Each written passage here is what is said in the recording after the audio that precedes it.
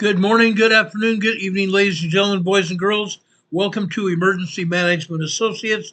We're coming to you from the Area Command, 392 miles west of Kitty Hawk Beach, North Carolina. We want to welcome everybody who's going to be joining us here on the program tonight.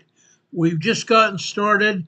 We came on earlier because we had a major earthquake just south of South America in what they call the Drake Passage.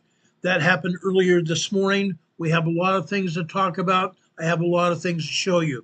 Clark and Peggy Fuller, thank you for being here. Hello from Ohio. Thank you for being here from Ohio. We have an earthquake we're going to show you in a few minutes. Just a minor earthquake over there in Ohio today.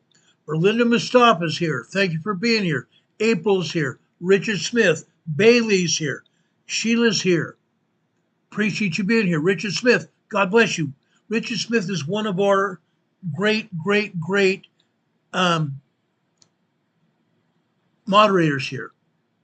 I forgot what I was going to call him. He's a moderator here. He's a great friend of ours, a great friend of our programs. We want to thank him for also being here. We want to thank everybody that's going to be joining us. Tonight we're going to be talking about emergency preparedness in a few minutes. But first, I want to talk to you about these earthquakes. It's multiple earthquakes that hit here earlier today, just south of South America, and I'm saying it's in the Drake Passage, just south of the South American continent. It's unreal. We haven't seen anything like this in the last little while. The last little while is quite a bit of time, and I'm going to say probably 6 months. 6 months. Yes, we've had 7.4 earthquakes, but none like this today.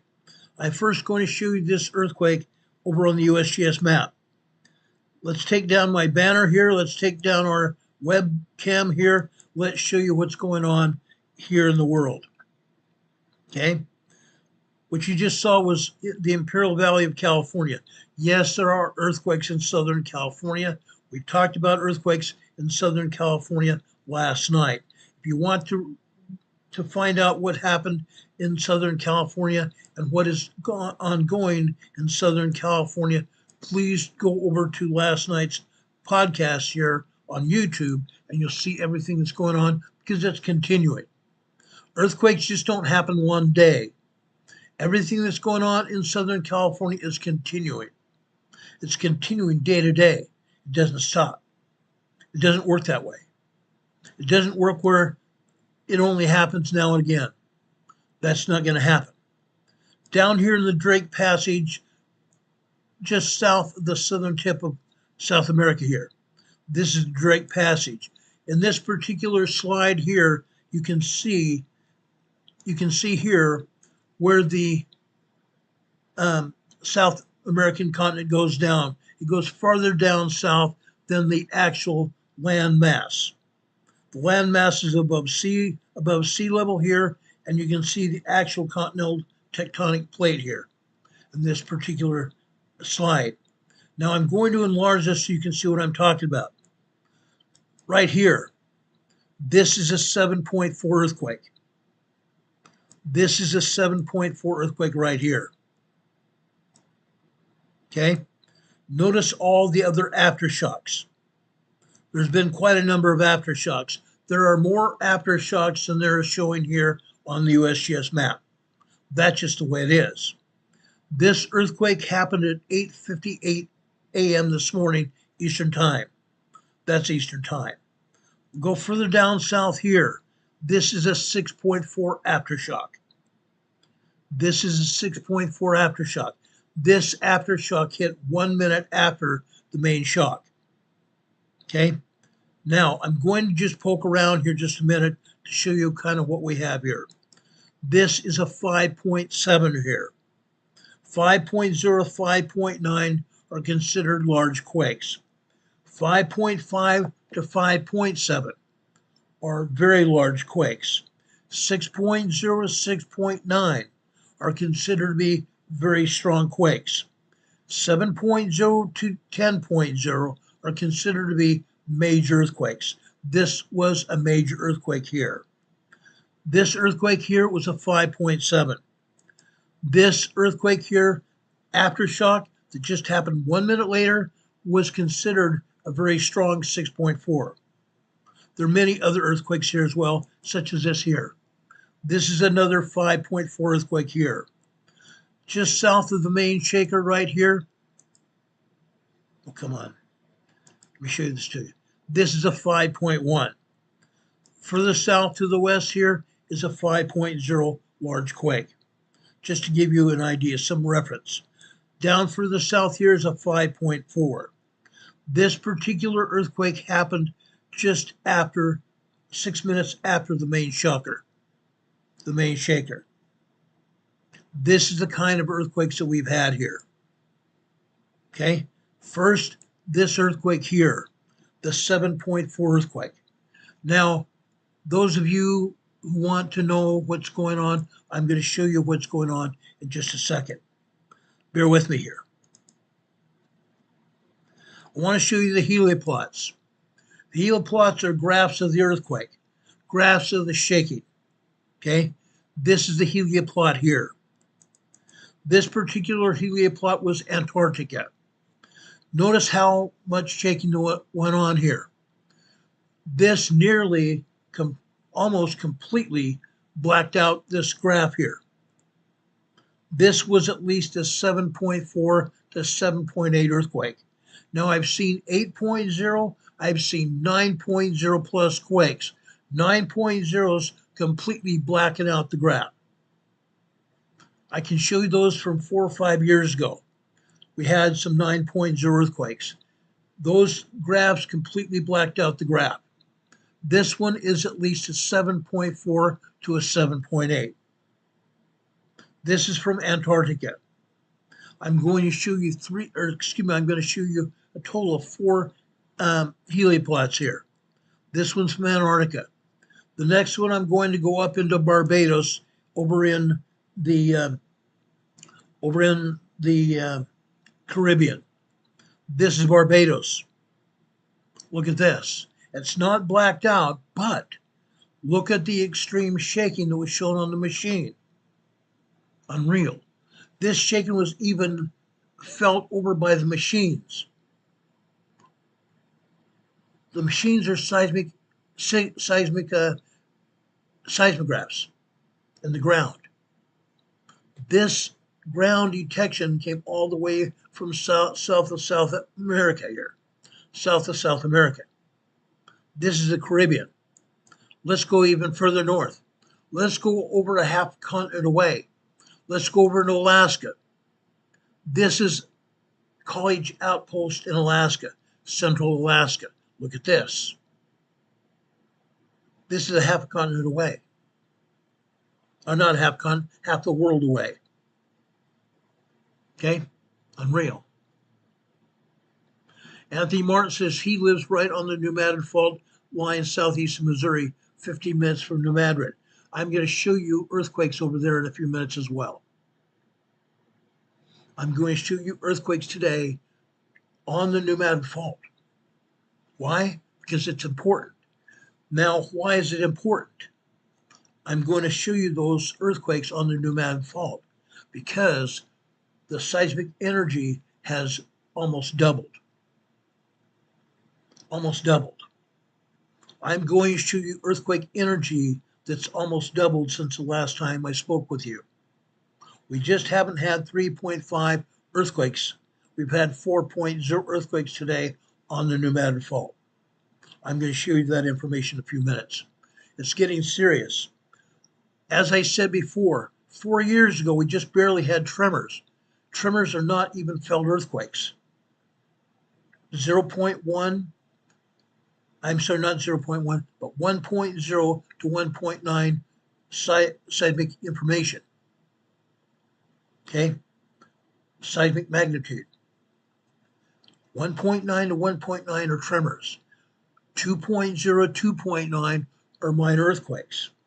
3.0 to 3.9 are called small earthquakes. 4.0 to 4.9 are moderate earthquakes. 5.0 to 5.9 are large earthquakes. Now that somewhat differs from what USGS is telling people now. The middle of last year, USGS decided to change things up a bit. They're calling 4.0, 4.9 light earthquakes. I've been in a 4.0, 4.9 earthquake before. Though there's nothing light about those earthquakes. 4.0, 4.9 earthquakes do damage. Not great damage, but moderate damage. And yet they're calling these light earthquakes. There's nothing light about a 4.0 to 4.9 earthquakes. But large earthquakes are just that. I've also been in large earthquakes. I've seen what happens. Okay? What they're calling 5.0, 5.9 are moderate earthquakes. Heck with that. USGS is not wanting anybody to know what really is going on here. That's why USGS decided to change the nomenclature of what these earthquakes are, because they do not want people to realize exactly what's going on. Oh, nothing's happening. That's just a light earthquake. Bullcrap. I'm calling bullcrap. Again, this graph here is showing you the tremendous power of that earthquake that hit a half world away. Incredible. This is College Outpost, Alaska. Let me show you one more. Actually, two more. I'm going to show you over in Hockley, Texas. Hockley, Texas, the southern part of the United States in Texas. Look at this. This is still showing the tremendous power of that earthquake down in the Drake Passage, south of South America. This is a big deal. This is a huge deal. Now, Joe Shinnepaw says there's a huge coronal hole in the sun interfering with everything, even the TV antenna system. You're right. I'll talk about that in a second. And frankly, I'll talk about that right now. That huge sunspot on the sun is launching out SNR class solar flares. SNR class solar flares. Those solar flares launch plasma radiation out into the solar system. That plasma radiation hits the Earth, heats up the plates, heats up the earthquake faults. What happens then? All that junk, all that frictious material that holds the plates and holds the earthquake faults in place turns into basically gelatin, an oily, greasy substance, and allows those plates and allows those faults to move more freely. I'll talk about that more in a minute. I believe this may have been the cause, or partially the cause, of this earthquake down in the Drake Passage early this morning. Again, this is a graph, the helioplot showing the energy from down there here in Hockley, Texas. I'm going to show you one more. This is important too. I'm going to show you now the graph from Spitsbergen in Norway. Spitsbergen in Norway. Look at this. You can't deny what's happening. This is all the way over in Europe. 3/4 of the way around the world. Look where it's hit. This is big time. This is a lot of earthquake power here. This is a lot of earthquake power here. It's huge.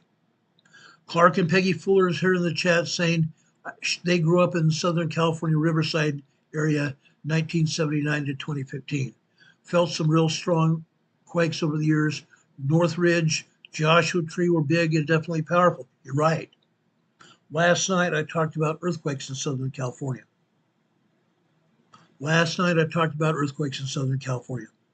Southern California is due any time to rock off the clock. Southern California is due to have a 6.5 to a 7.5 earthquake any day. Literally any day. I'm not going to say it's going to happen this weekend. I'm not even going to say it's happening on this Sunday. I'm not going to say that. What I'm going to say, it can happen at any time. The San Andreas Fault is off its rocker. It's locked and loaded. I don't know what it's going to take to fly off the handle with the San Andreas Fault, but it's going to happen. It will happen. It could happen tomorrow. It could happen the next day. It could happen next week.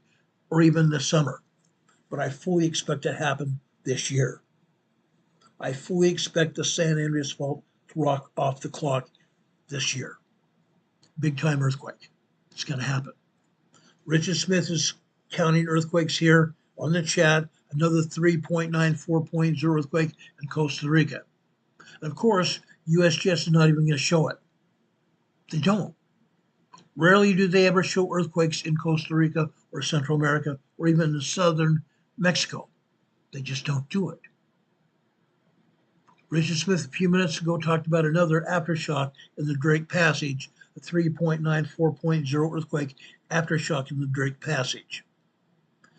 Now, this is what it shows in Spitsbergen, Norway, a world and a half away from southern South America. This is what happened. This is exactly what happened. Now, I want to go over and also show you the tsunami threat right here. Okay? Most areas around the world were not given a tsunami threat notice because they said there was no tsunami threat in those areas, including Hawaii, the United States, Canada, even over in the Caribbean. No tsunami threat there.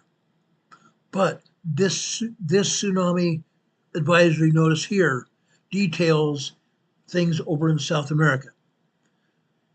The National Weather Service Pacific Tsunami Warning Center in Honolulu put this out this morning. Tsunami threat message. Notice, notice, notice. This message is issued for information only in support of the UNESCO IOC Pacific Tsunami Warning and Mitigation System.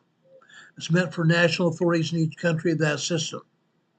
National authorities will determine the appropriate level alert for each country. And they may issue additional or more refined information. Now let's move this up here. Preliminary earthquake parameters.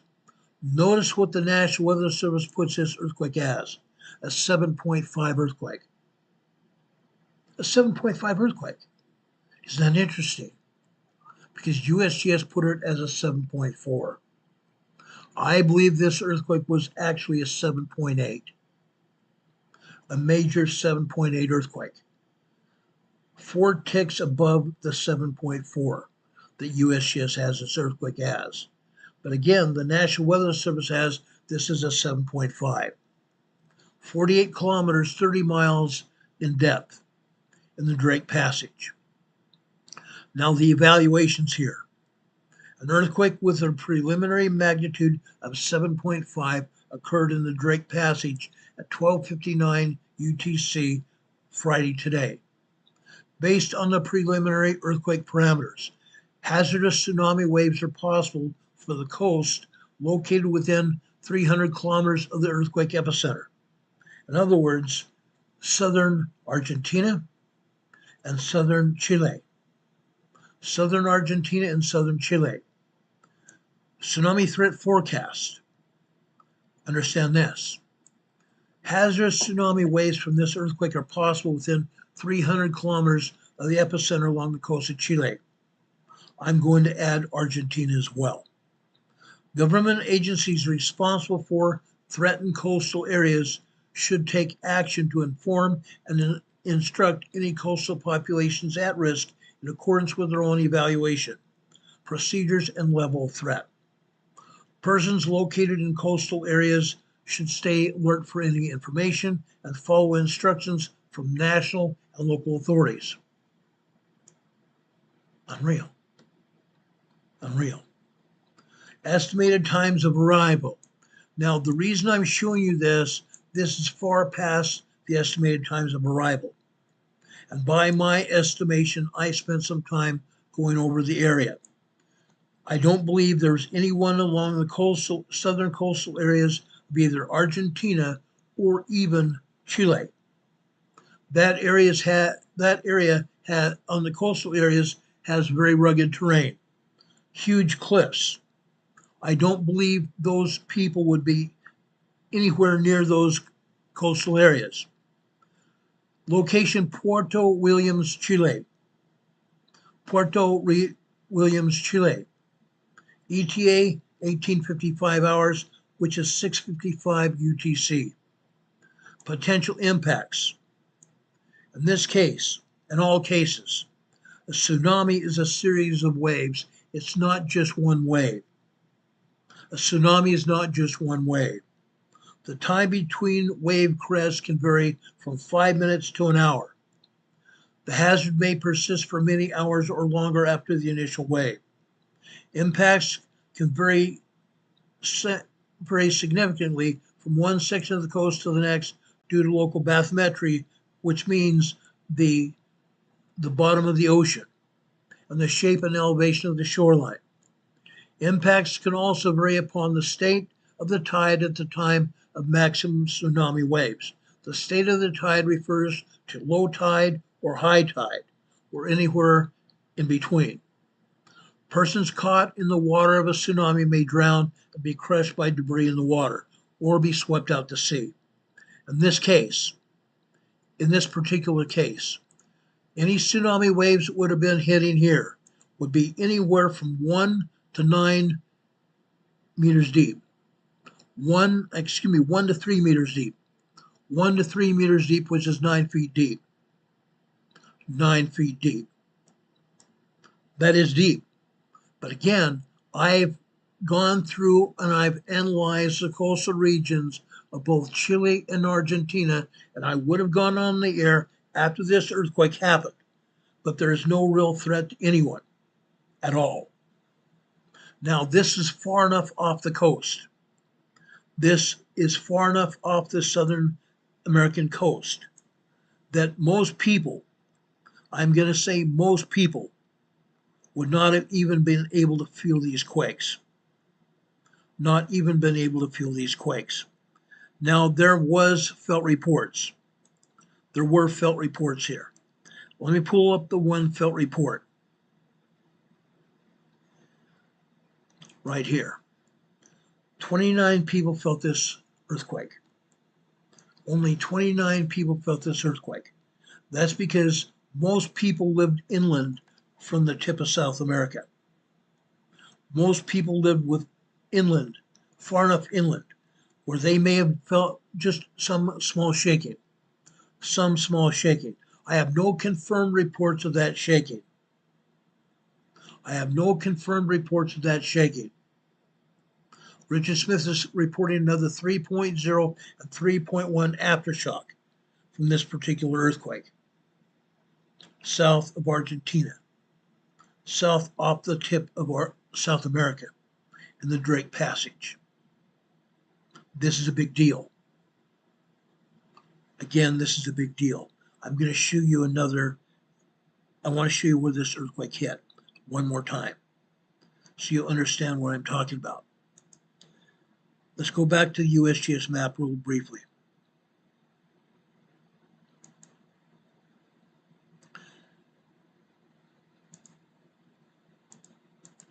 Again, this is where the earthquake hit, and you're seeing aftershocks. This is not just the aftershocks of the video. These are only the aftershocks that USBS wants us to see. These are the only aftershocks that USBS wants us to see. I've said this before and I'll say it again.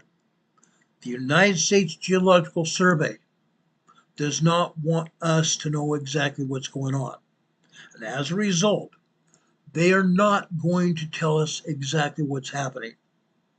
They're never going to give us a full estimation of seismic data. It's not going to happen. It's frankly not ever going to happen. Now, Richard Smith also put up a chat here a few minutes ago. Let's try to reach 10,000 subscribers by June. Right now, we have just less than 5,000. I'd appreciate you guys sharing the information from tonight's program as far and wide as possible. Your family, your extended family, your neighbors, your friends, your social media contacts, and even to the people you work with. There's nothing embarrassing about showing this information. This information might save some lives. That's why we're here. This channel is nothing more than very important information about any kind of emergency or a disaster that might happen. That's why we come on the air. We talk about preparedness information as well. And when we get through talking about these earthquakes tonight, I'm going to spend a few minutes talking about emergency preparedness, if you'll give me that chance. Please, folks, don't leave any time. Because if you leave any time before you have that information on the air, you're not going to get the information we have for you. Yes, you can go back and watch this another time. This program will be on the internet, on YouTube for a very long time. But if you don't watch it now, you probably won't. I want you to stay here with us for as long as possible. Please do that. Again, notice where this earthquake is. Notice the other surrounding aftershocks. They go south away from the tectonic plate. You can see the tectonic plate here, the South American tectonic plate. The tectonic plate moved. The tectonic plate moved. Moved big time. That's why we have such a large earthquake, number one. Number two, that is also why we probably have close to 600 aftershocks. Yes, 600 aftershocks. Again, USGS will never show us actual data. They never will. I've been around the block a little while. I have a degree, but I've also kept up with my degree. My degree was from years ago, but I've continued to go through the information about earthquakes and other phenomena. I'm very much familiar with what's going on. That's why I do this program. I'm no dummy. I'm no dummy. I've been around the block a few times. Now, anyway, I want you to see what's going on. Look at this. USGS is not showing any other seismic information here. Why not? Why not? There are earthquakes here along the western coast of South America. They're showing one here.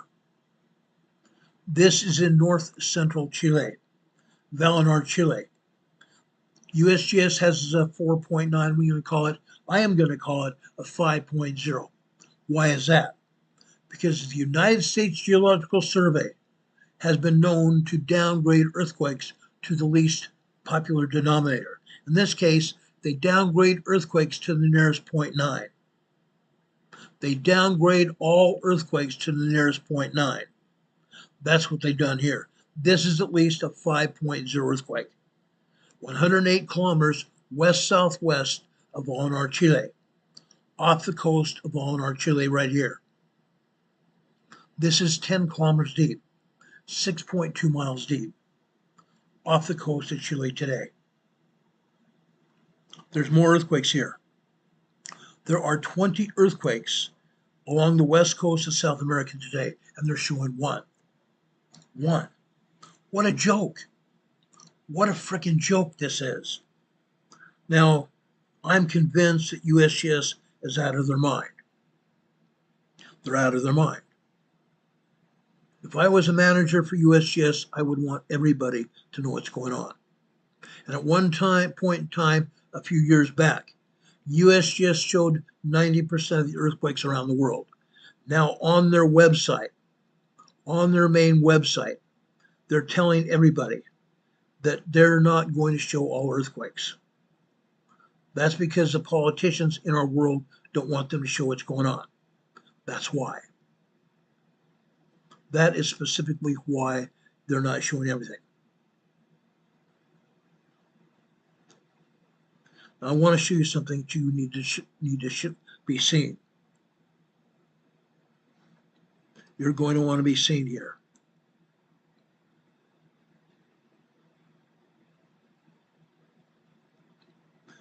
The EMSC, the EMSC, the European agency, is only showing 20 plus earthquakes here.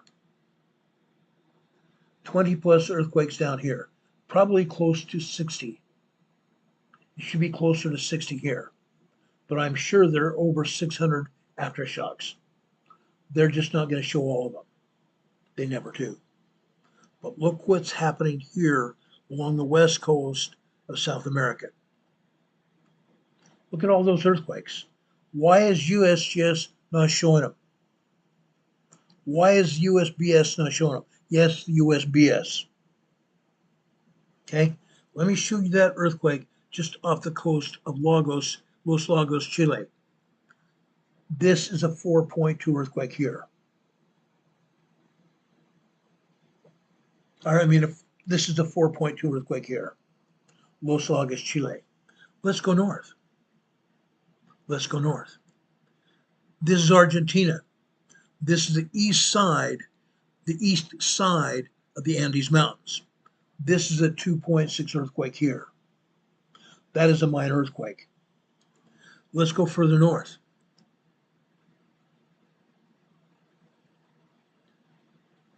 Further north. This is Ñuble, Chile. Ñuble, Chile. This is a 4.0 earthquake here. Now, I'm not going to show you every earthquake, but I am going to show you enough to give you an idea of what's happening here. This is a 2.7.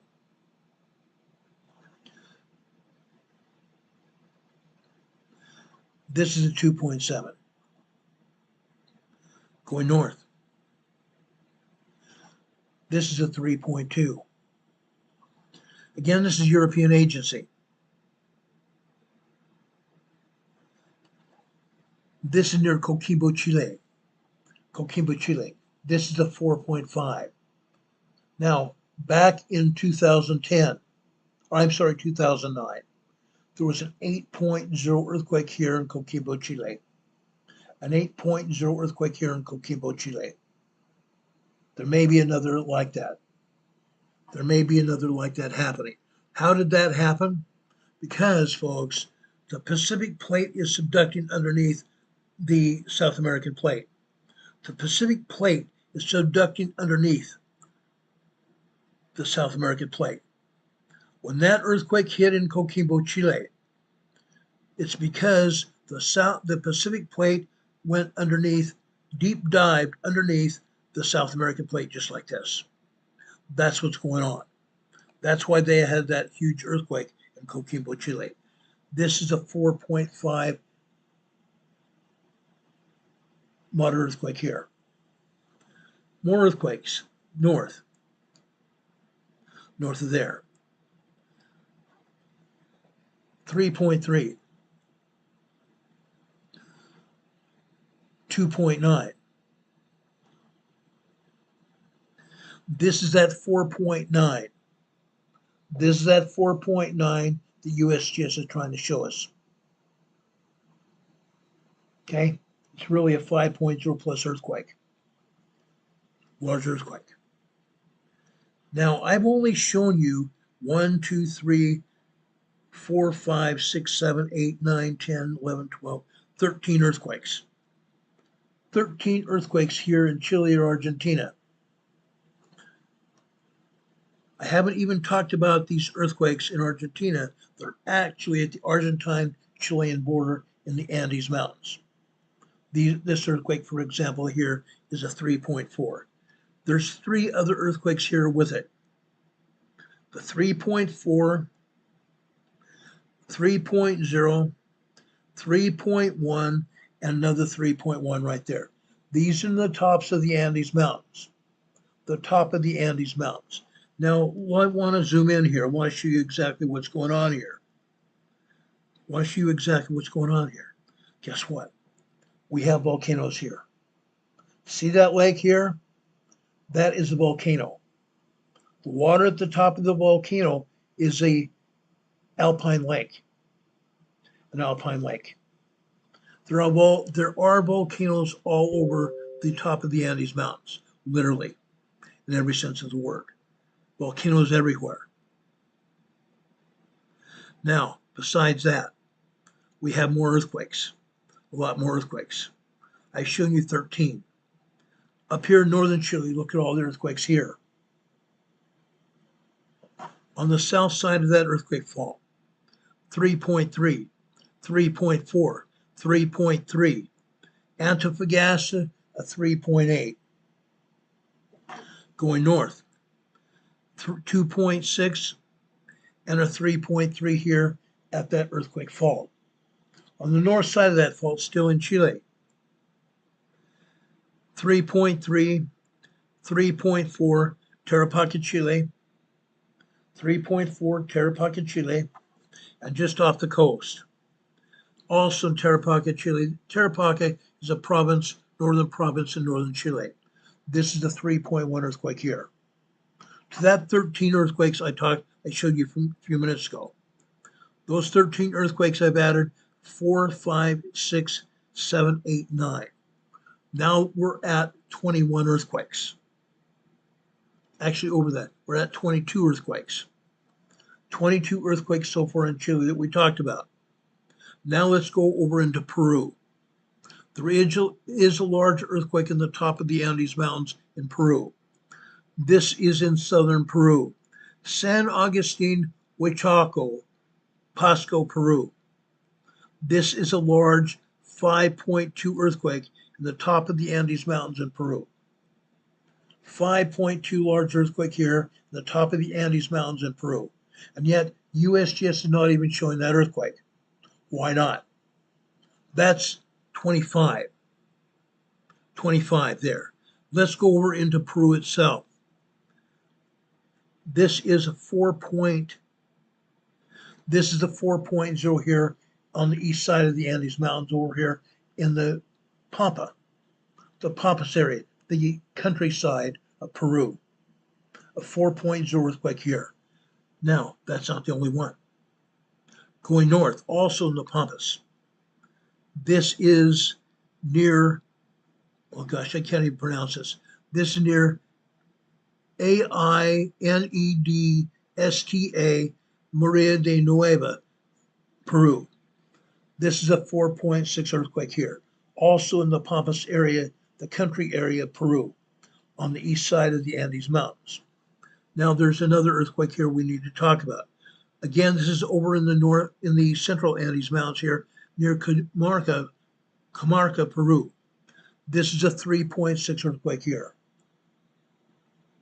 3.6 earthquake in the foothills on the east side of the Andes Mountains. Okay, 26 earthquakes now. Let's go north. Off the coast of Colombia. This is a 4.32 earthquake. 4.32 earthquake. East of there. This is Tolima, Colombia. Tolima, Colombia. This is a 3.6 earthquake here. North of there, more earthquakes. Cundinamarca, Colombia, 3.0. More earthquakes. North of there, we have another 3 earthquakes. Santander, Colombia, a 2.4, a 2.8, and a 2.6. These are minor earthquakes here in Santander, Colombia. More earthquakes than that. Let's go over into Venezuela. Carora, Venezuela, another 2.5. Just north of there, just off the coast of Venezuela, this is a 2.4 here. This is a 2.4 earthquake here. Why does this matter? I just told you about 5, 6, 7, 8 more earthquakes. Now we're totaling over 30 earthquakes. Over 30 earthquakes in South America. And USGS shows us 1.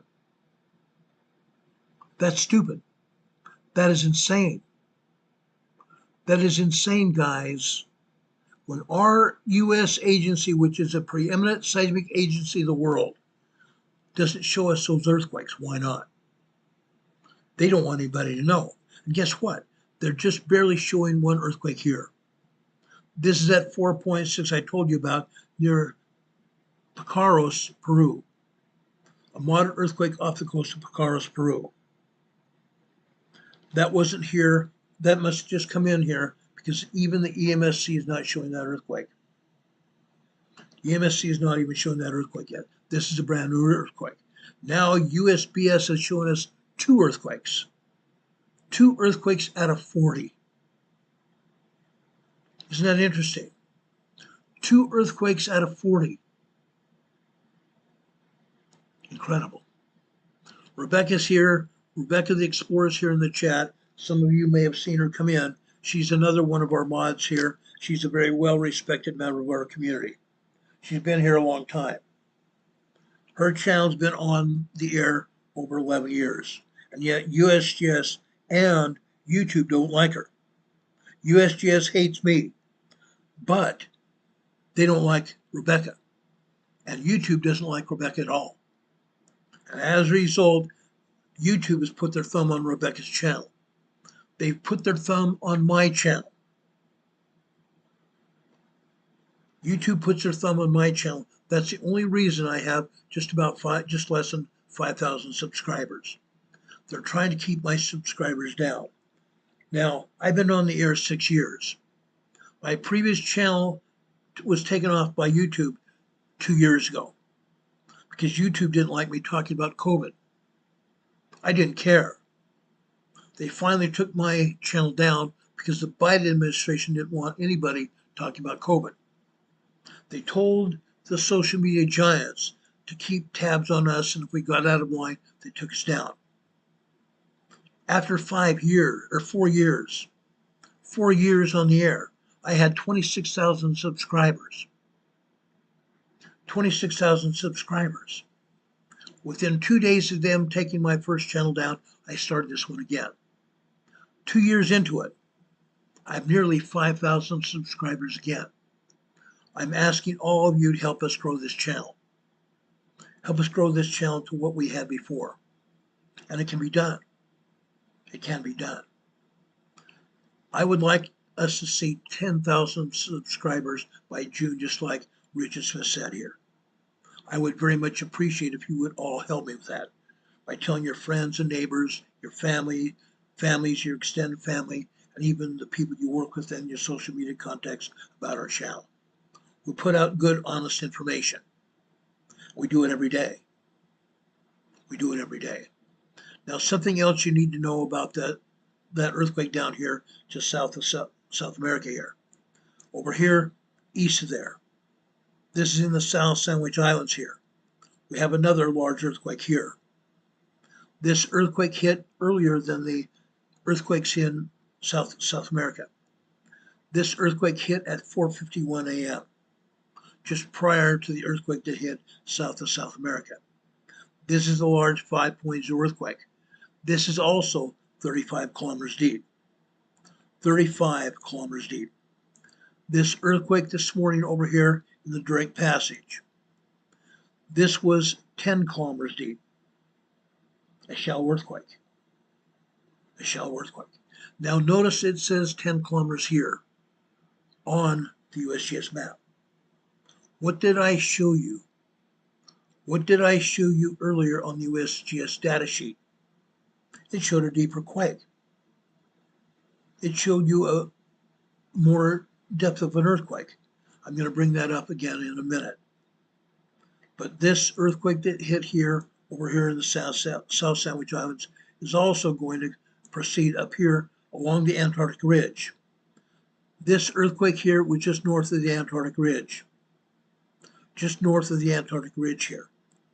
This seismic energy has a very good possibility of going up the western side of South America, going up this earthquake fault, going north along this earthquake fault. It has that possibility. If that happens, we are going to see very strong earthquakes here along the west coast of South America. Very strong earthquakes going over here into Chile. Chile goes far north. Chile goes way up here in this area here. This is as far as Chile goes. After that, it's Peru, then Ecuador, and then Colombia. Folks, we are going to see that energy go up here on the western side of South America, which means the people that live here along the coast, and I'm not talking about the southern coast of South America.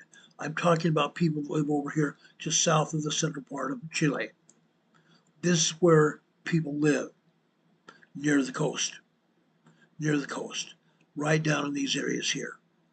Small communities of people live here. small communities of people live in here.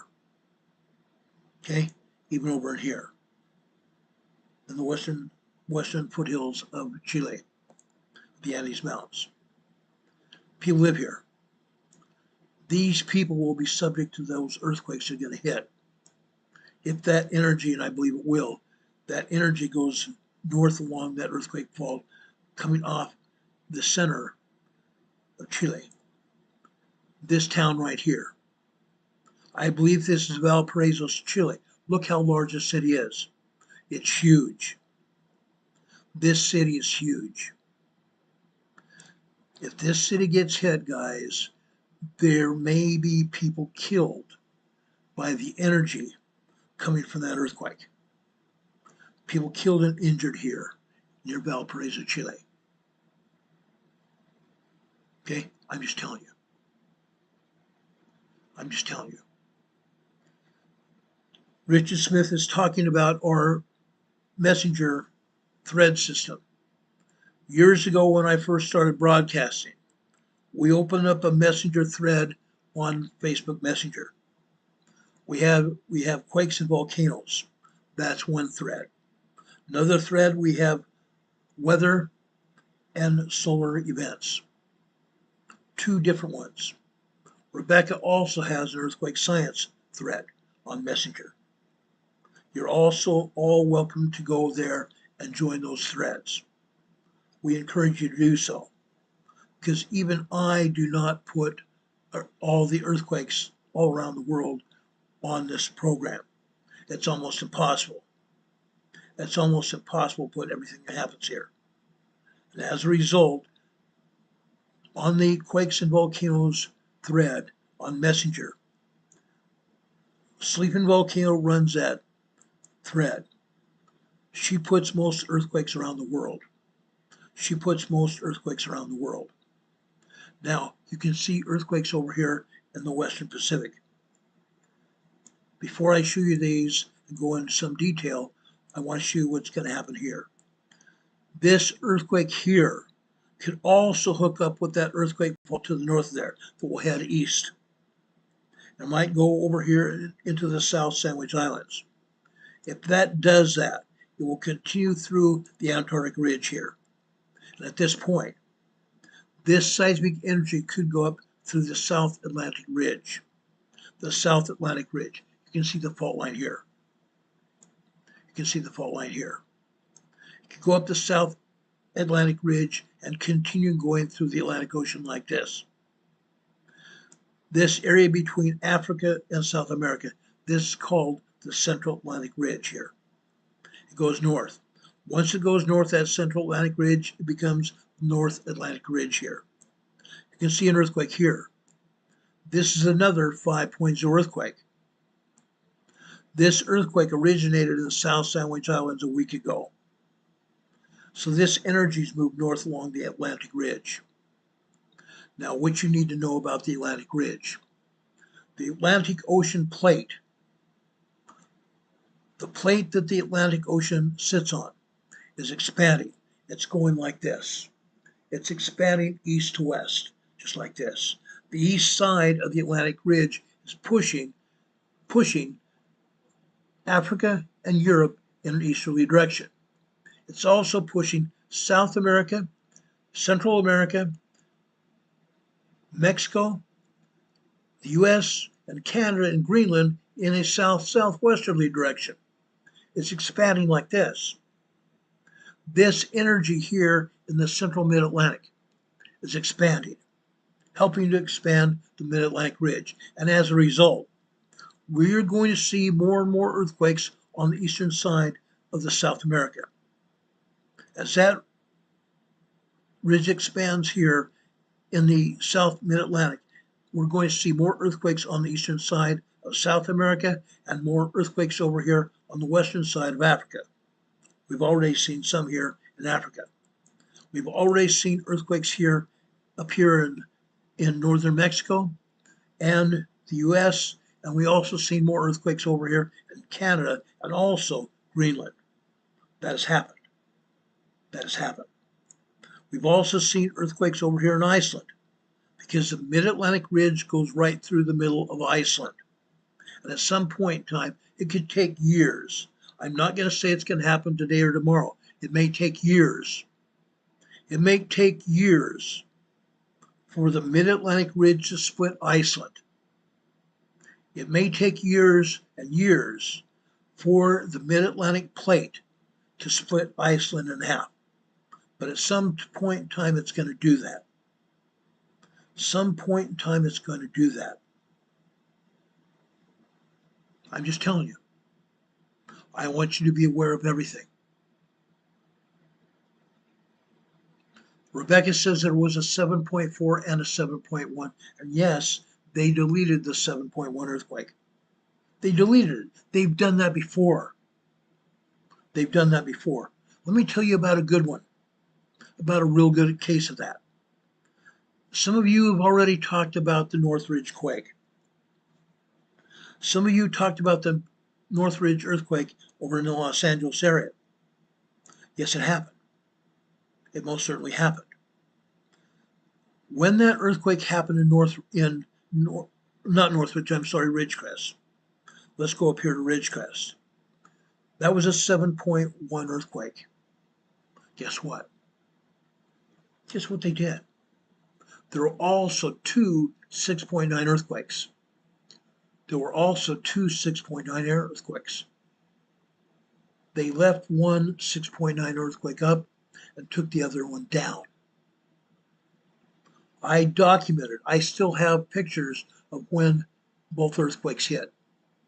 But they took one 6.9 earthquake down.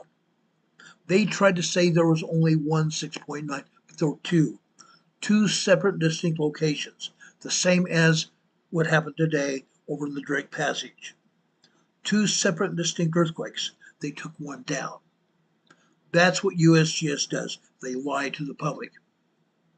Rebecca says, was there a tsunami today? Yes, there was. The tsunami only affected up northward of 300 meters from South America. It went north 300 meters off the coast of South America down here, both Argentina and Chile. And I checked those areas. There were no human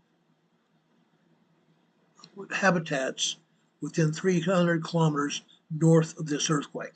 None. None. Yes, there were inland communities and towns, small communities and towns, but there were no communities and towns right on the coastal areas of South America here. None. None. Most of this area is all coastal area of cliffs and mountains. That's all that's here. That's all that's here. Okay? The tsunami warning included areas 300 miles or 300 kilometers north of this earthquake, which is approximately, I want to say, 250 miles north of this earthquake. But there are no coastal communities here. This is an Arctic area. This is a very cold and snow-covered, ice-covered area. That's why nobody lives down here. Nobody lives here. Okay? That's what's going on here. Okay? But again, the Mid-Atlantic fault is expanding. It's pushing Europe and Africa in easterly direction. It's pushing South America, Mexico, and the US and Canada and Greenland in westerly direction, southwesterly direction. Now, I'm going to go just briefly over and show you earthquakes here in the area of Puerto Rico and just northwest of the US and British Virgin Islands. Down here in southwestern Puerto Rico, here, nearly 6 years ago, 2019, December 26th and December 28th, 2019. Linda Covington's here, one of my dearest friends here in our chat. She's here and says, see you all tonight. We appreciate you here, Linda. Thank you for being here.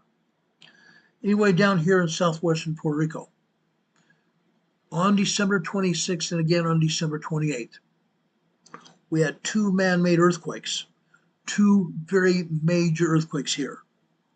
The first one here was an 8.0 on December 28th. Or I'm sorry, December 26th. December 26th, we saw an 8.0 earthquake hit here. All over this area. All over southwestern Puerto Rico. 8.0 earthquake. Now, we triangulated what happened. There are three facilities. I do not want you to put the name of these facilities on the chat. Do not put the name of this facility on the chat. Right here. This organization had three different facilities around the world. They triangulated Puerto Rico. The facilities triangulated Puerto Rico. One facility in northern Norway. The other facility was over in northwestern Australia. The other one was in Russia.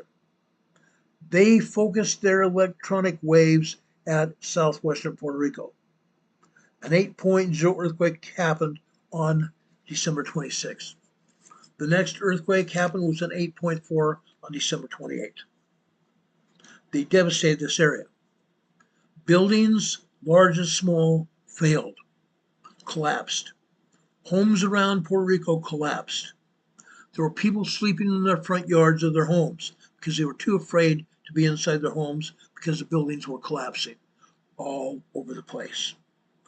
All over the place. Now, we continue to see aftershocks from that earthquake, from those two earthquakes. Today, this is a 2.8 aftershock from that 8.0 and 8.4 earthquake that happened in 2019. This is a 2.8 minor earthquake. This happens to be 13.3 kilometers deep. Over here, this is a 2.4. 3 kilometers, a mile and a half, west-southwest of Indios, Puerto Rico. This earthquake here, 2.0 magnitude quake. This one happened in Yauco, Puerto Rico. Yauco, Puerto Rico. They say it happened 1 kilometer southeast of Yauco. I'm going to say, no, it didn't. This is Yauco, Puerto Rico right here. Yauco, Puerto Rico here. This is a 2.0 minor earthquake. This earthquake that hit on land down here, just west-southwest of Indios, this is a 2.4 minor earthquake here. This other earthquake that hit over here, just south of Porguera, this is a 2.8 minor earthquake here. Now, I want to show you what happened. When that second earthquake hit, that 8.4 hit, there was a huge sandstone sculpture here, a natural sculpture here off the coast of Puerto Rico here.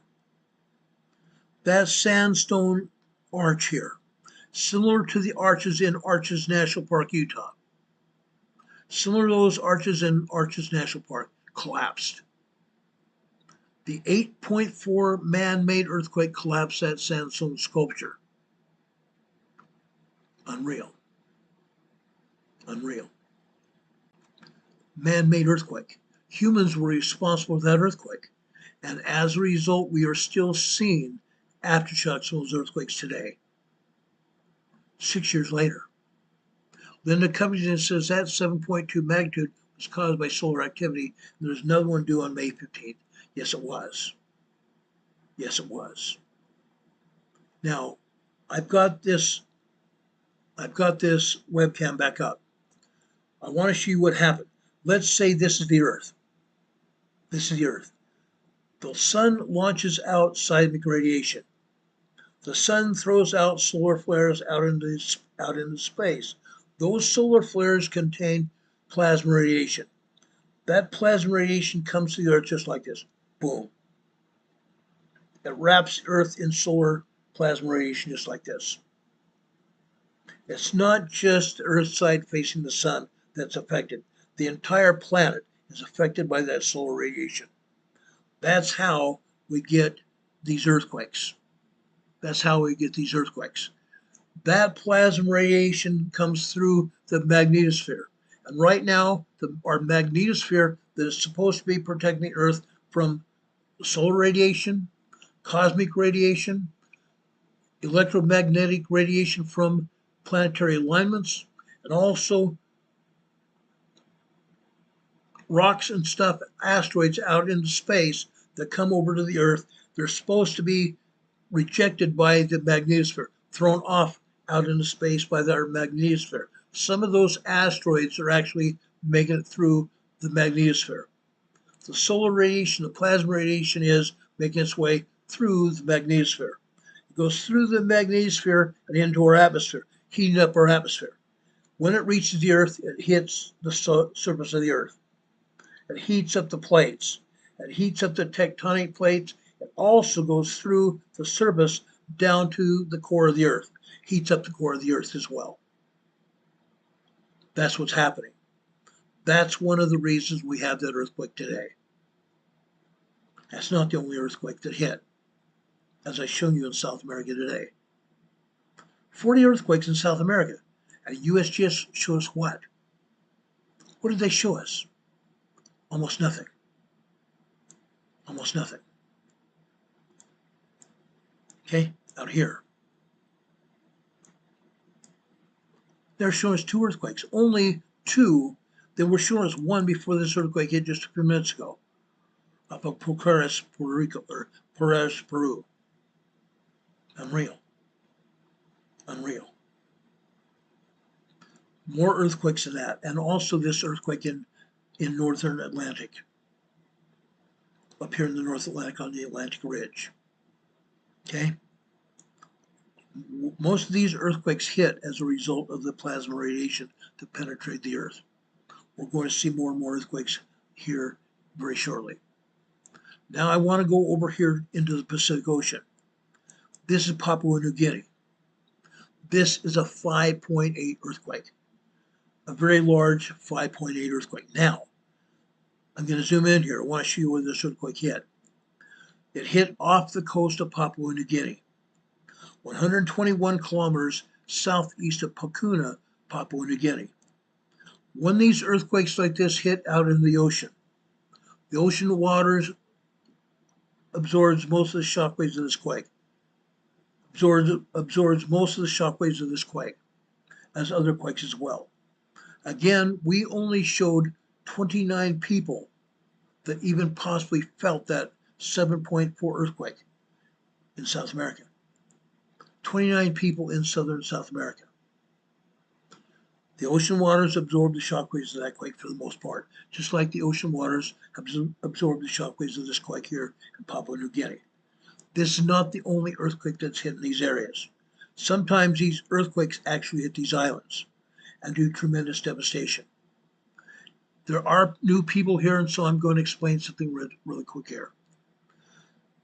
When these earthquakes hit these islands, here in Papua New Guinea especially, these islands have a very low population. The population is spread out all over the place. The population centers are mostly inland around the rivers. There are some populations here in Papua New Guinea, here near the coastline, only because of the water. The populations here in Papua New Guinea are slim. The people here live in cardboard and wooden shacks. They don't have big homes like we do. They don't have big homes but like you see in the Western populated world. The people here live here very sparingly. They don't have anything like we do. Nothing.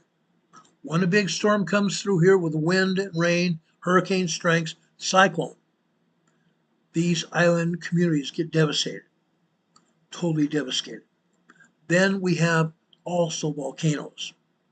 Volcanoes such as this one here. Yes, it does erupt occasionally. We have a lot of eruptions of volcanoes over here in Indonesia. Happens all the time. But I want to explain what happens when we have these earthquakes, because we have a lot of earthquakes in this region. That's because, just like that area where I show you over in South Sandwich Islands, the South Sandwich Islands is a small, relatively small subduction area.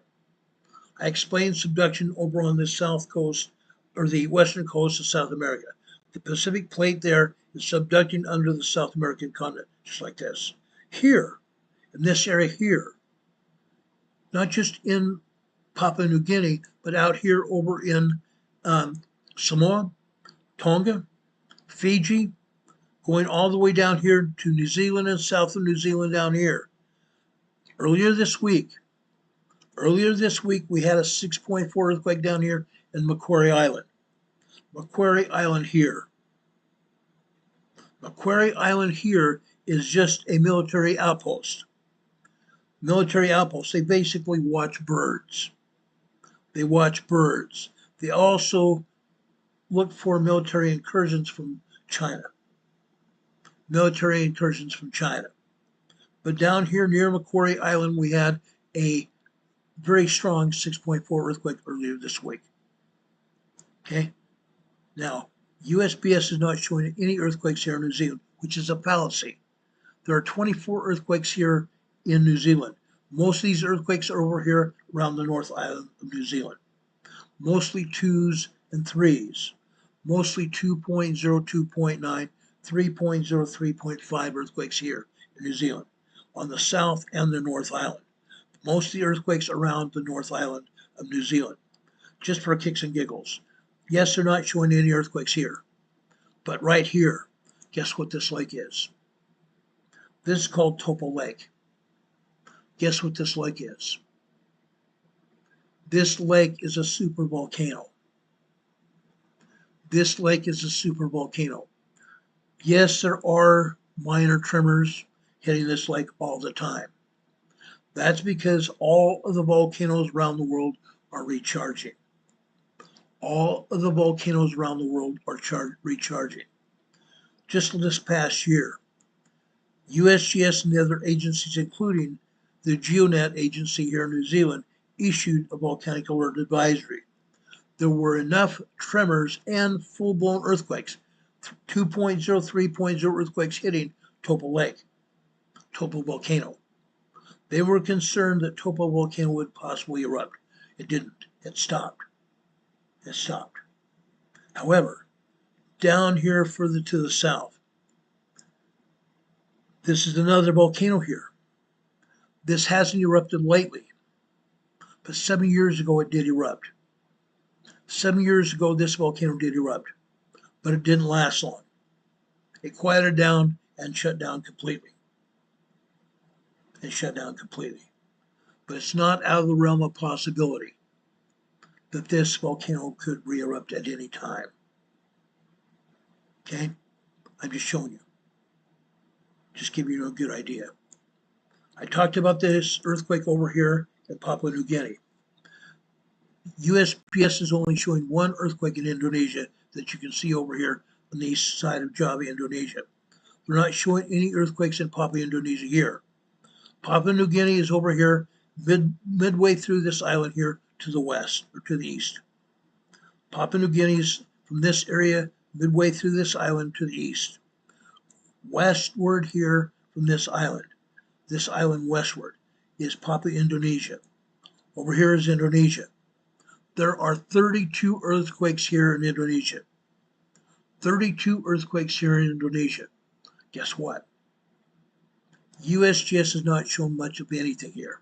Sometimes there might be 18, 30, 20 earthquakes here. They don't show any. What a joke.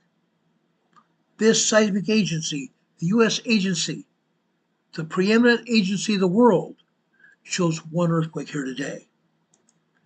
This is a 4.1 moderate earthquake here, east of Java, Indonesia here.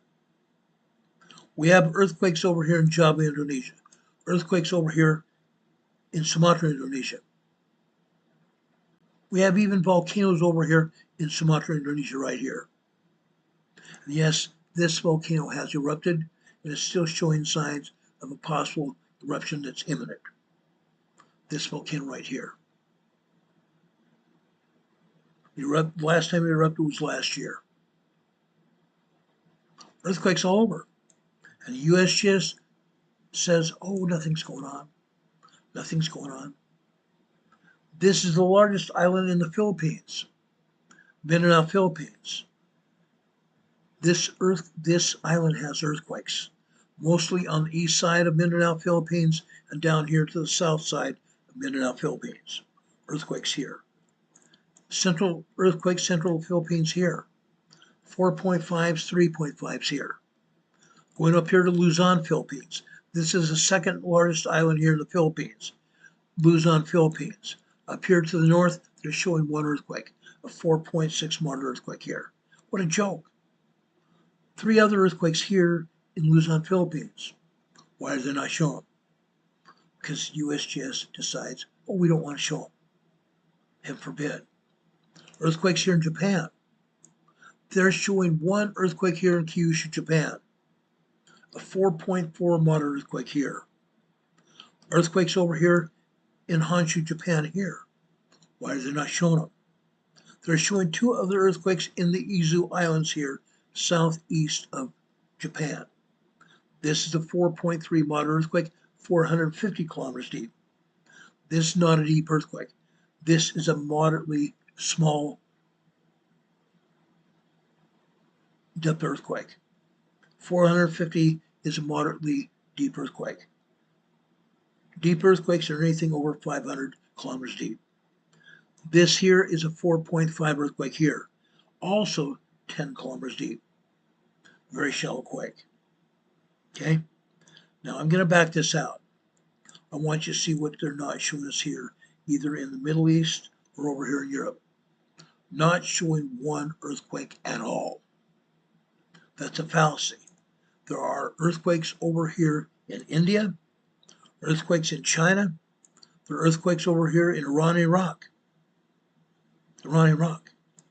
There's more earthquakes over here in this area right here, the eastern Turkey border with Syria. The Syria-Turkey border here, there are approximately 30 earthquakes here today.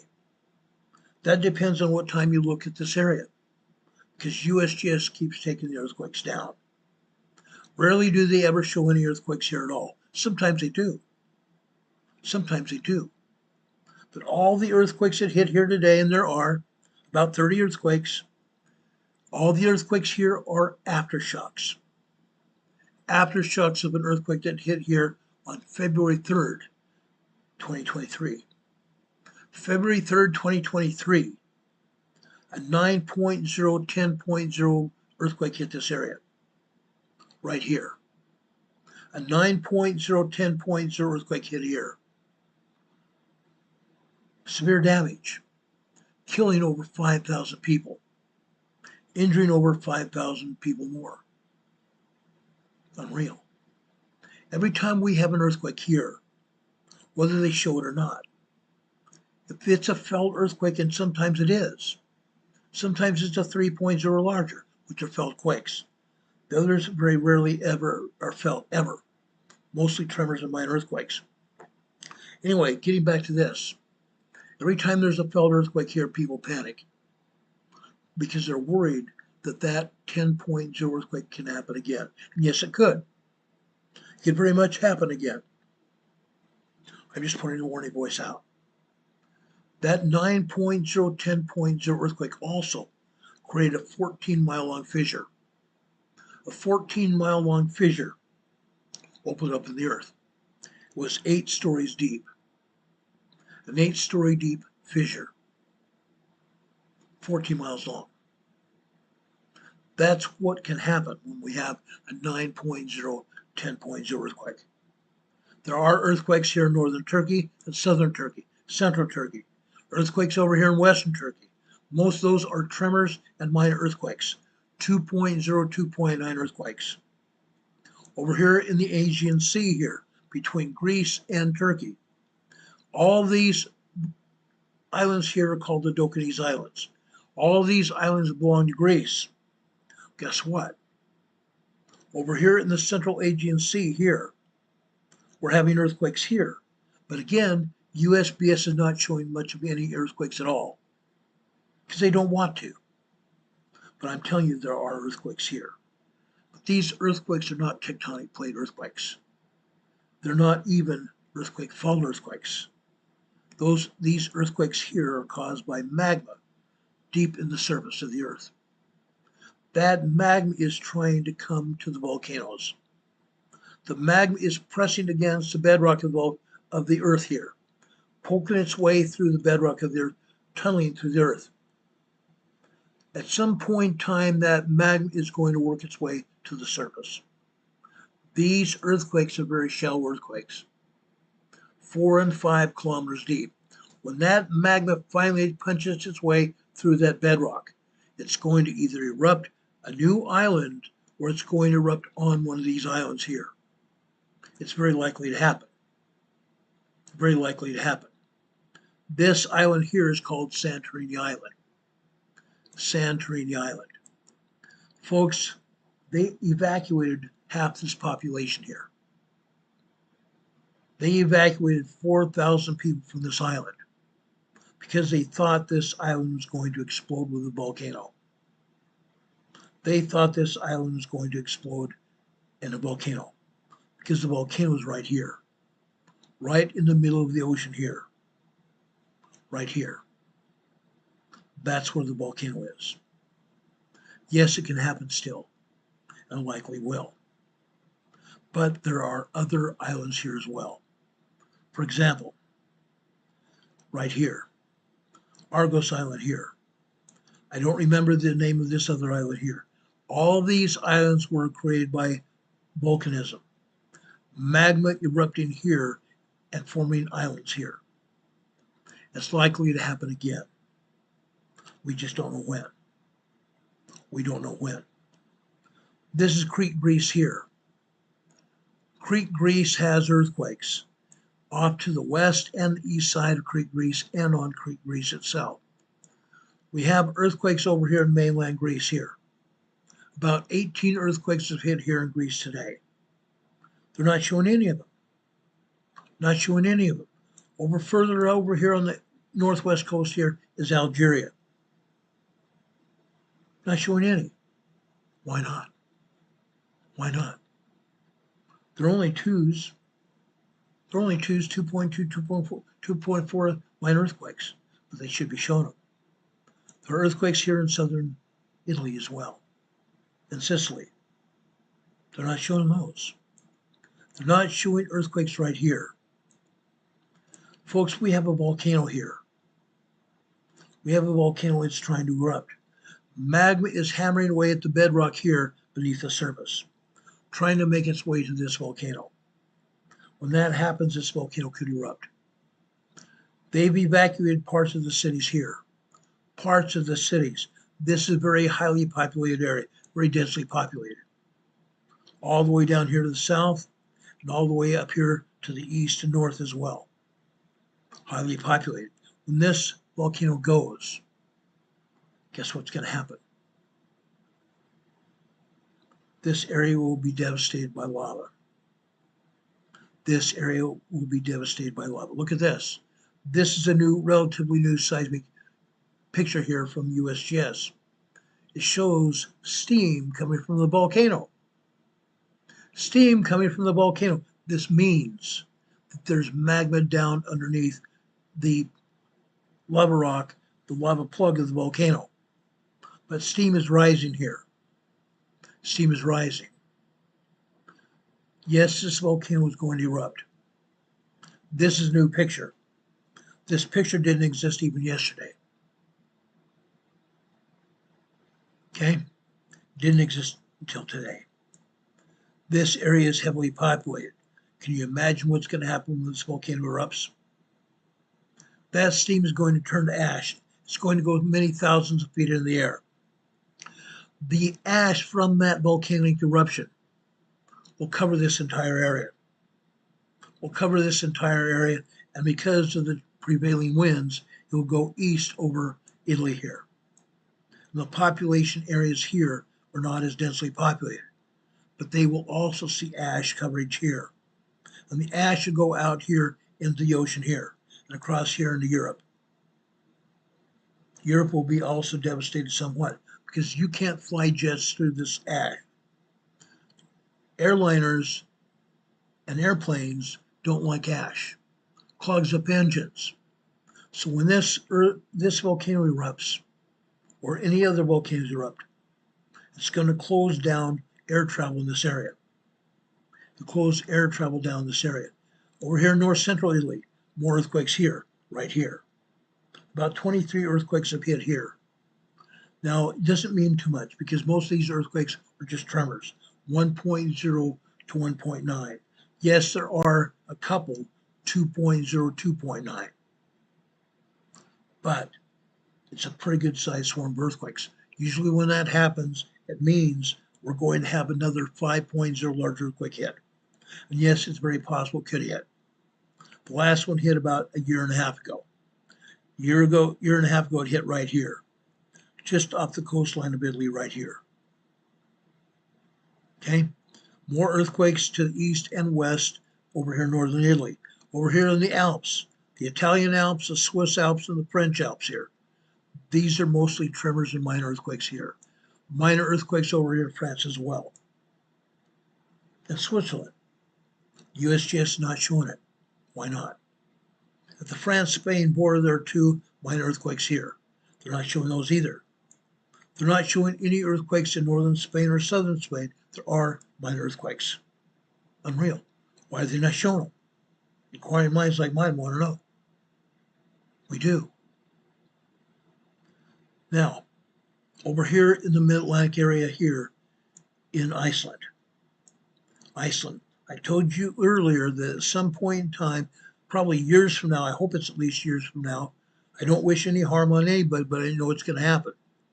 That mid-Atlantic ridge is going to split Iceland in half. But right now, any day, right in this area here. This is the Reykjanes Peninsula. This is the Reykjanes Peninsula. About a month ago, we had a volcanic eruption here. It was a fissure eruption, a large line of earthquakes. A large line of earthquakes hit, mostly minor earthquakes and some moderate 4.0, 4.5 earthquakes hit. Then the ground opened up. We had a volcanic eruption in that fissure. That eruption lasted 3 days. In the past, fissure eruptions have lasted weeks to months. That eruption lasted 3 days. Now, I fully expect that to happen again. I fully expect that eruption to happen right up in this area right here. Notice here, this area here is filled with craters. Craters here. Why? Because we've had many volcanic eruptions in the past. These are crater vents that vented out lava. These craters vented out lava here. It's going to happen again. It's going to happen again.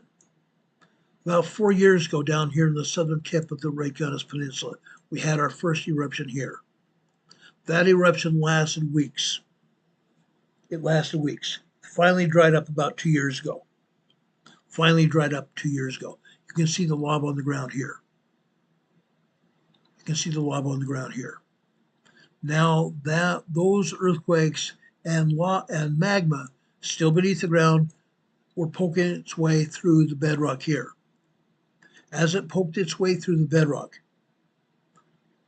there were still eruptions. There were still eruptions.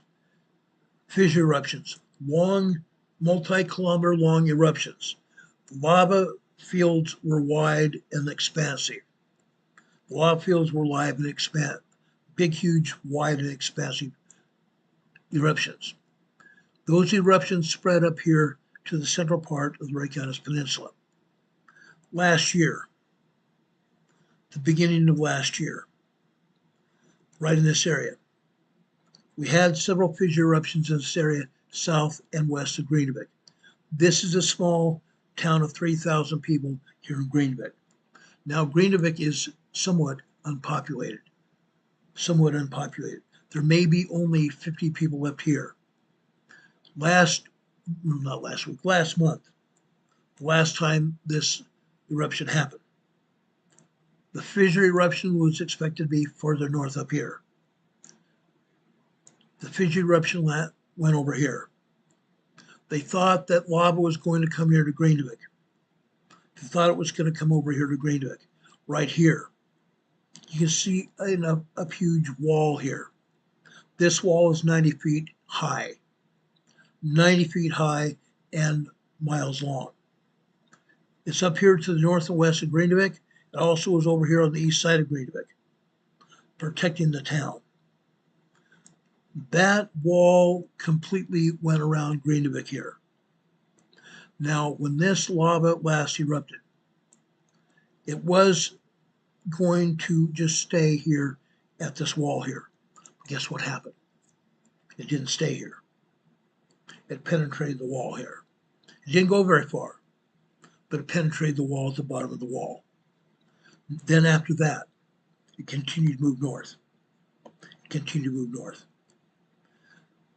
Now there is a lava field north of the wall here.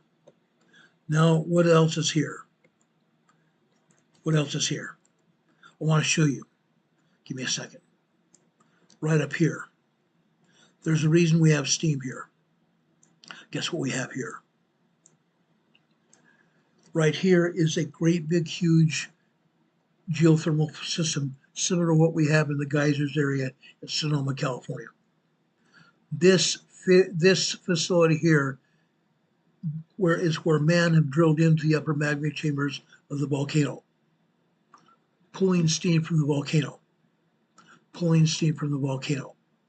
And pulling steam, they also have great big huge boilers here that convert that steam to electricity.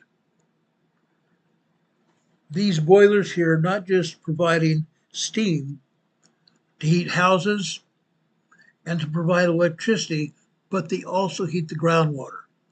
And they pump the groundwater to all areas of Iceland. They pump the groundwater to all areas of Iceland, including Greenvik. Now, there is also a great big huge wall around Svartsengi.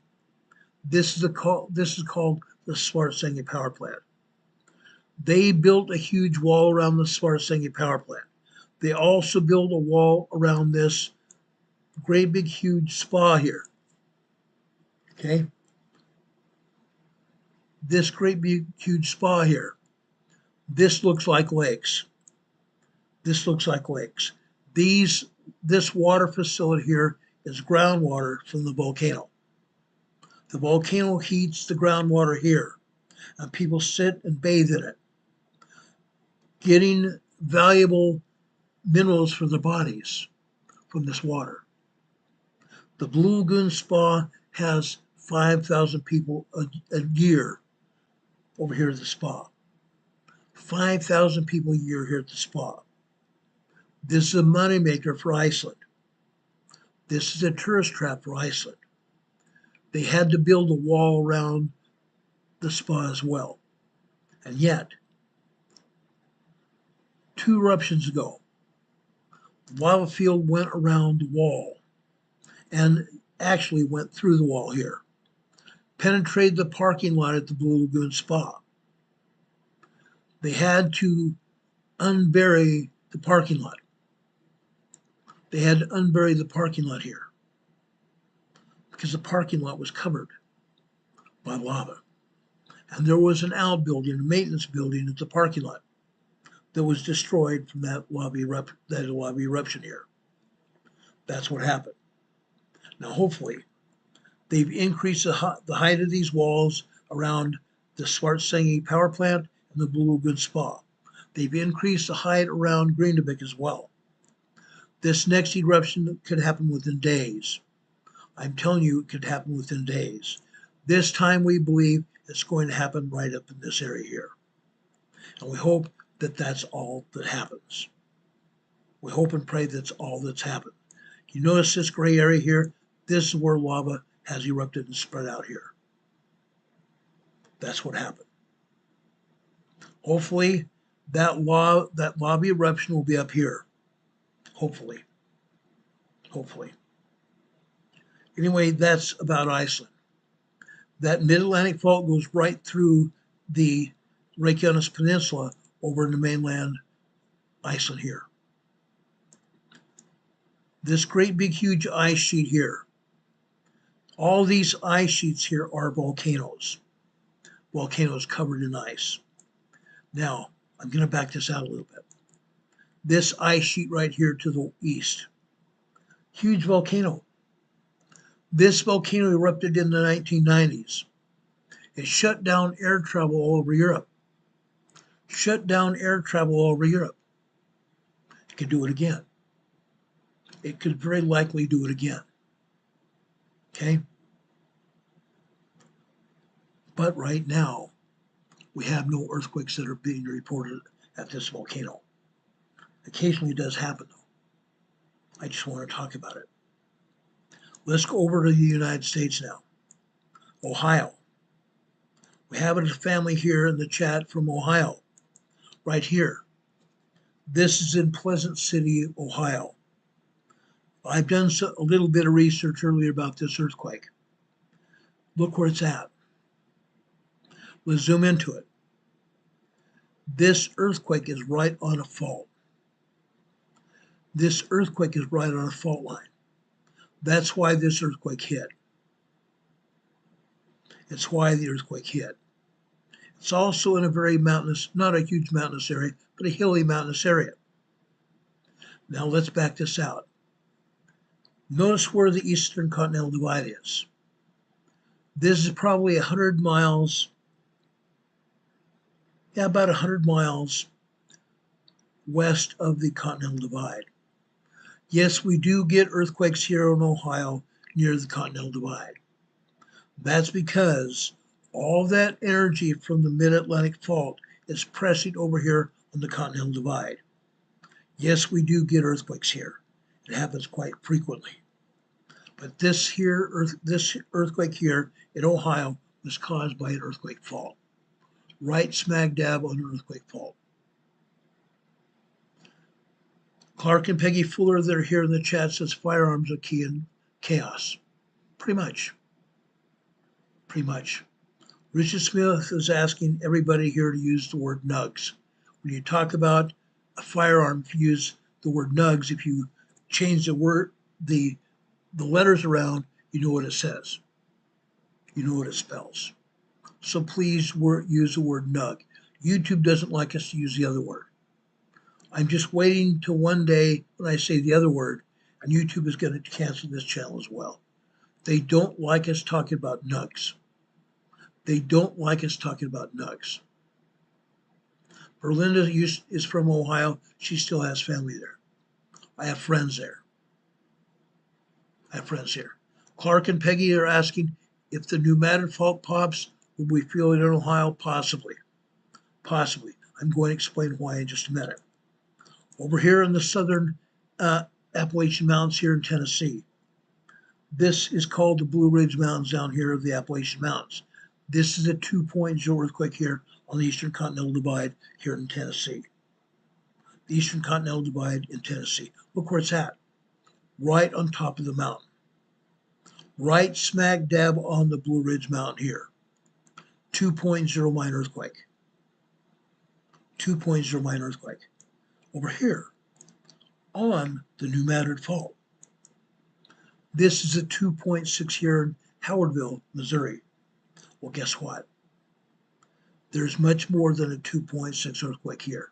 Again, 2.0 to 2.9 are called minor earthquakes. I'm going to show you a lot more than just a minor earthquake here. A lot more. As you can see, there are other earthquakes over here in southwestern Texas, yes. Over in Utah, northern Utah, there are earthquakes here. There are earthquakes over here in Wyoming and Montana, such as this earthquake just west of Yellowstone, Hebgen Lake Estates. In 1959, October 1959, there was a 7.1 earthquake there that now scientists are saying was actually an 8.0. 1959. Killed 125 people and injured hundreds of others. Isolated them in a canyon near a lake here at Hebgen Lake. Unreal. This is a 1.4 tremor here. This is 1 mile west-northwest of Hebgen Lake Estates. Basically, where the 7.1 earthquake hit here in 1959. 1959. That's a 1.4 tremor. Just here to the west of that is a 0.8 microquake. 0.8 microquake here, just so you know. Earthquakes all over. Now there's one more earthquake I want to show you, and that's because USGS is calling this an explosion. USGS is calling this an explosion. It's not. They took it down. They took that frickin' quake down. Dadgum them. That earthquake was right here. That earthquake was right here. It was a 1.4 tremor. They were trying to say there was a 1.4 explosion. They're trying to say it was 1.4 explosion. They just took it down. Dadgum them. That earthquake hit 6 hours ago. They usually leave earthquakes up for 24 hours. I have a feeling they knew I was going to come on. And yes, I'm going to make fun of them. I'm going to make large fun of them. Guess what? Guess what, guys? That earthquake was not a tremor, or I mean explosion, like they're saying it is. Was not. Was not that at all. Let me show you what it was. Right here. Spontaneous combustus carnivorous exploding tree. Yes, I'm making fun of that. I'm making fun of that. What else could have been? Yes, it was an earthquake tremor, not an explosion, not anything like that. Now, I want to thank Demon Catman for making me this picture. This says it all. Spontaneous combustus carnivorous exploding tree. Unreal. And yes, there is a squirrel there saying, heck, it just exploded. It just exploded. Yeah, Peanut the squirrel here. Peanut the squirrel. It just exploded. Guys, when USGS says they have an earthquake in the middle of a forest, it's very likely not to be an explosion, unless they're using TNT or something else to knock down trees. It doesn't happen. It does not happen. Sauerkraut says here, sometimes I carry a fly swat. Oh yeah. Oh yeah. Anyway, I thank Demon Catman for giving us this picture. This is great. But it makes fun of what USGS does. This was not a spontaneous combustus carnivorous. This happens to be an earthquake. It happens to be an earthquake here in Canada. Vancouver, Canada, guys. Vancouver, Canada. And unfortunately, USGS decides to call it anything they want, like what they usually do. Over here on the southern area of Vancouver, Langford, Canada, this is a 0.8 microquake here. 0.8 microquake here. This is just west of Langford, Canada. 3 kilometers, a mile and a half west of Langford, Canada. We drop down here now here into Puget Sound. This is a 2.1 earthquake here. A 2.1 earthquake here. This earthquake is on an island here. On an island. I forgot what it's called. I've actually forgotten what it's called. Let me see if they come up with a name here. I'm going to turn this into terrain here. They call this Useless Bay State Park. Useless Bay State Park. Incredible. Useless Bay State Park. Unreal. It's here in the Puget Sound. Now, guys, this is an earthquake, a minor earthquake. What else is going on here? What else is going on? There are other earthquakes here in the Puget Sound and also this body of water here. This body of water here is called the Strait of Juan de Fuca. The Strait of Juan de Fuca. Just off the coast out here. Just off the coast out here. You see the Cascadia subduction zone. The subduction zone. This subduction zone reaches up here to Haida Gwaii. called Queen Charlotte Island or Haida Gwaii. Well, guess what? I want to show you something unless they've taken an earthquake down. On the EMSC map, European map,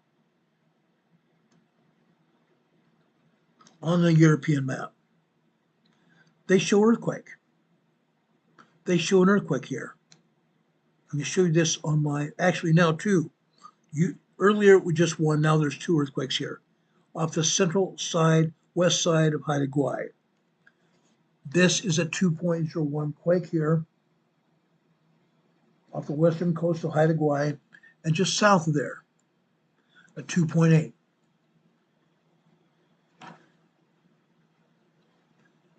This is a 2.8 earthquake up Haida Gwaii.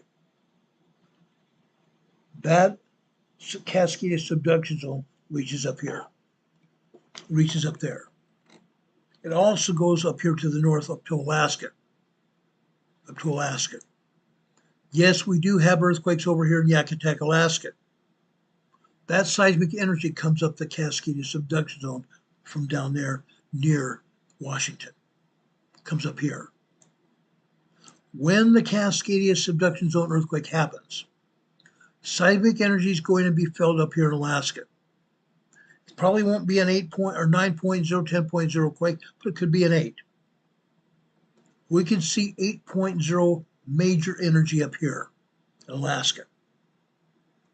We're going to see 9.0 energy down here around Haida Gwaii and Vancouver Island, because that earthquake is going to occur right in this area, around the Cascadia subduction zone and the Juan de Fuca Fault. This earthquake fault just west of the San Andreas, or west of Cascadia subduction zone.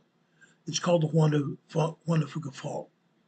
We're expecting the Cascadia earthquake to happen around the Juan de Fuca and or the Cascadia subduction zone, off the coast of Washington. When that earthquake hits, it's going to devastate this whole area, from Alaska all the way down south to northern Mexico. Back in 2019, December 2019, they had a conference of seismologists and geologists in San Francisco. They had a conference of seismologists and geologists in San Francisco right here. At the time, there was a man named Chris Goldfinger, who was the chief professor of geology at Oregon State University. At that conference, he told the geologists and seismologists here that the Cascadia earthquake would be felt all the way down to northern Mexico. Why did he say that? Because, folks, that energy comes all the way down here. It's going to come all the way down here. It's either going to come down the Cascadia subduction zone down here, all the way down here to the San Andreas Fault. Yes, the San Andreas Fault starts here. Or, let's back this out, or that energy could also come down the Juan de Fuca Fault. The energy could be transmitted down the Juan de Fuca Fault down here to this Blanco fracture zone. The Blanco fracture zone that runs from the southeast to the northwest. Then it could be transmitted around or down the Gorda Ridge here. The Gorda Ridge here that runs from the southwest to the northeast here. Then that energy could be transmitted down the Gorda Escarpment here to the same triple junction. Either way, that energy is going to reach here. Today, just west of the triple junction on the Gorda Escarpment, we have a minor 2.6 earthquake. That energy, Chris Goldfinger said, can be transferred down the San Andreas. The San Andreas goes along the coast of California here to the north. Right just north of San Francisco, the San Andreas Fault enters California here. Then it goes down here just west of San Francisco Bay. Can you imagine what's going to happen to San Francisco when that 8.0, 9.0 energy hits here? Yes, it's going to lose some energy coming from up north, but there still could be 8.0, 9.0 energy down here in San Francisco. That earthquake is going to also rattle these other faults. On the western side of San Francisco, we have the Hayward Fault. Just east of there, we have the Calaveras. The three most dangerous faults around San Francisco are the San Andreas, the Hayward, and the Calaveras. Those three faults come down here south of Monterey Bay. What if these faults also shake this entire area? This entire area is going to be devastated. There are large cities down here, large cities and small towns up and down the coast here that will be affected by that huge earthquake. That energy is going to be transmitted down here into east of LA and down east of San Diego as well, down here in the Imperial Valley. That energy here east of LA is also going to activate all the other faults here in the LA area. Look out, look out. Because we can see 7.5, 8.0 energy here in LA and also further south into San Diego. The San Andreas Fault comes down here in the Imperial Valley, just east, on the east side of the Salton Sea here. And it comes down here, we see this earthquake here in the Imperial Valley. This is south of Calipatria, California. Southwest of Calipatria, California. This is a 1.2 tremor. Yesterday, we showed you earthquakes here in Southern California. Calipatria typically has 75 to 100 earthquakes every day. Last year, we were seeing seismograms showing 100 to 150 earthquakes here in Calipatria by itself. This area just by itself. Further west here, we have a town called Westmoreland. Yesterday, I showed you a lot of earthquakes here in Westmoreland. Down here to the south, I showed you also Imperial, California. Further south here, I show you El Centro.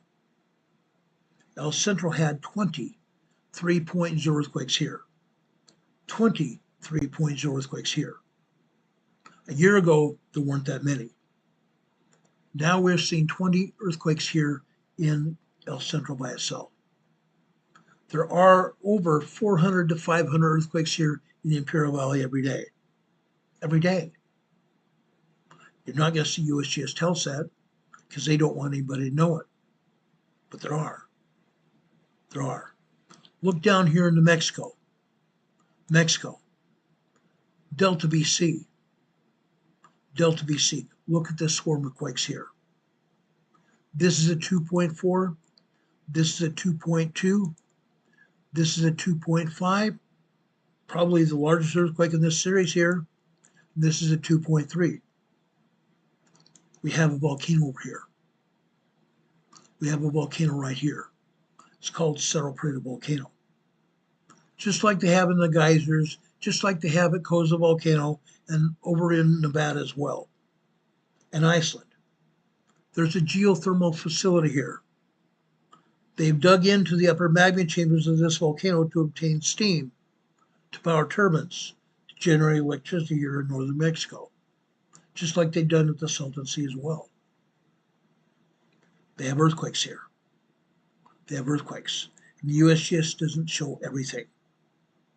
USBS doesn't show everything. But look where these earthquakes are. Right along the San Andreas Fault here. Right along the San Andreas Fault. Here we have a 2.2. This is a 2.2 earthquake here. They're not showing anything else because they're lying to the public. They are lying to the public. There are earthquakes down here in the Gulf of California. A lot of earthquakes here. There are earthquakes down here in southern Mexico as well. Probably 35 earthquakes here in southern Mexico.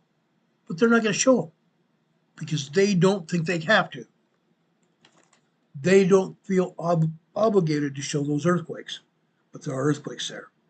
Guaranteed. guaranteed. The Europeans are showing earthquakes here, like this. Southern Mexico.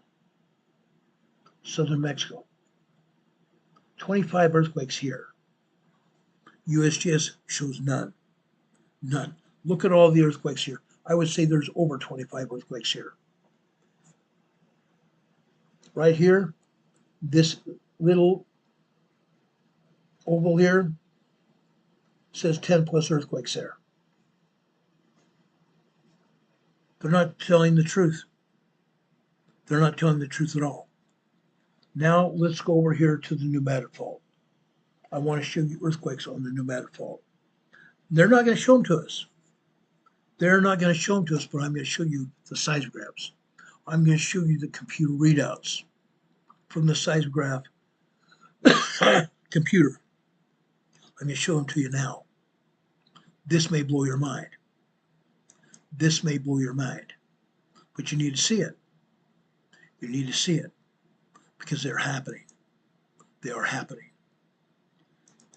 This earthquake here is in Catfish Pond, Arkansas, on the eastern side of the pneumatic fault.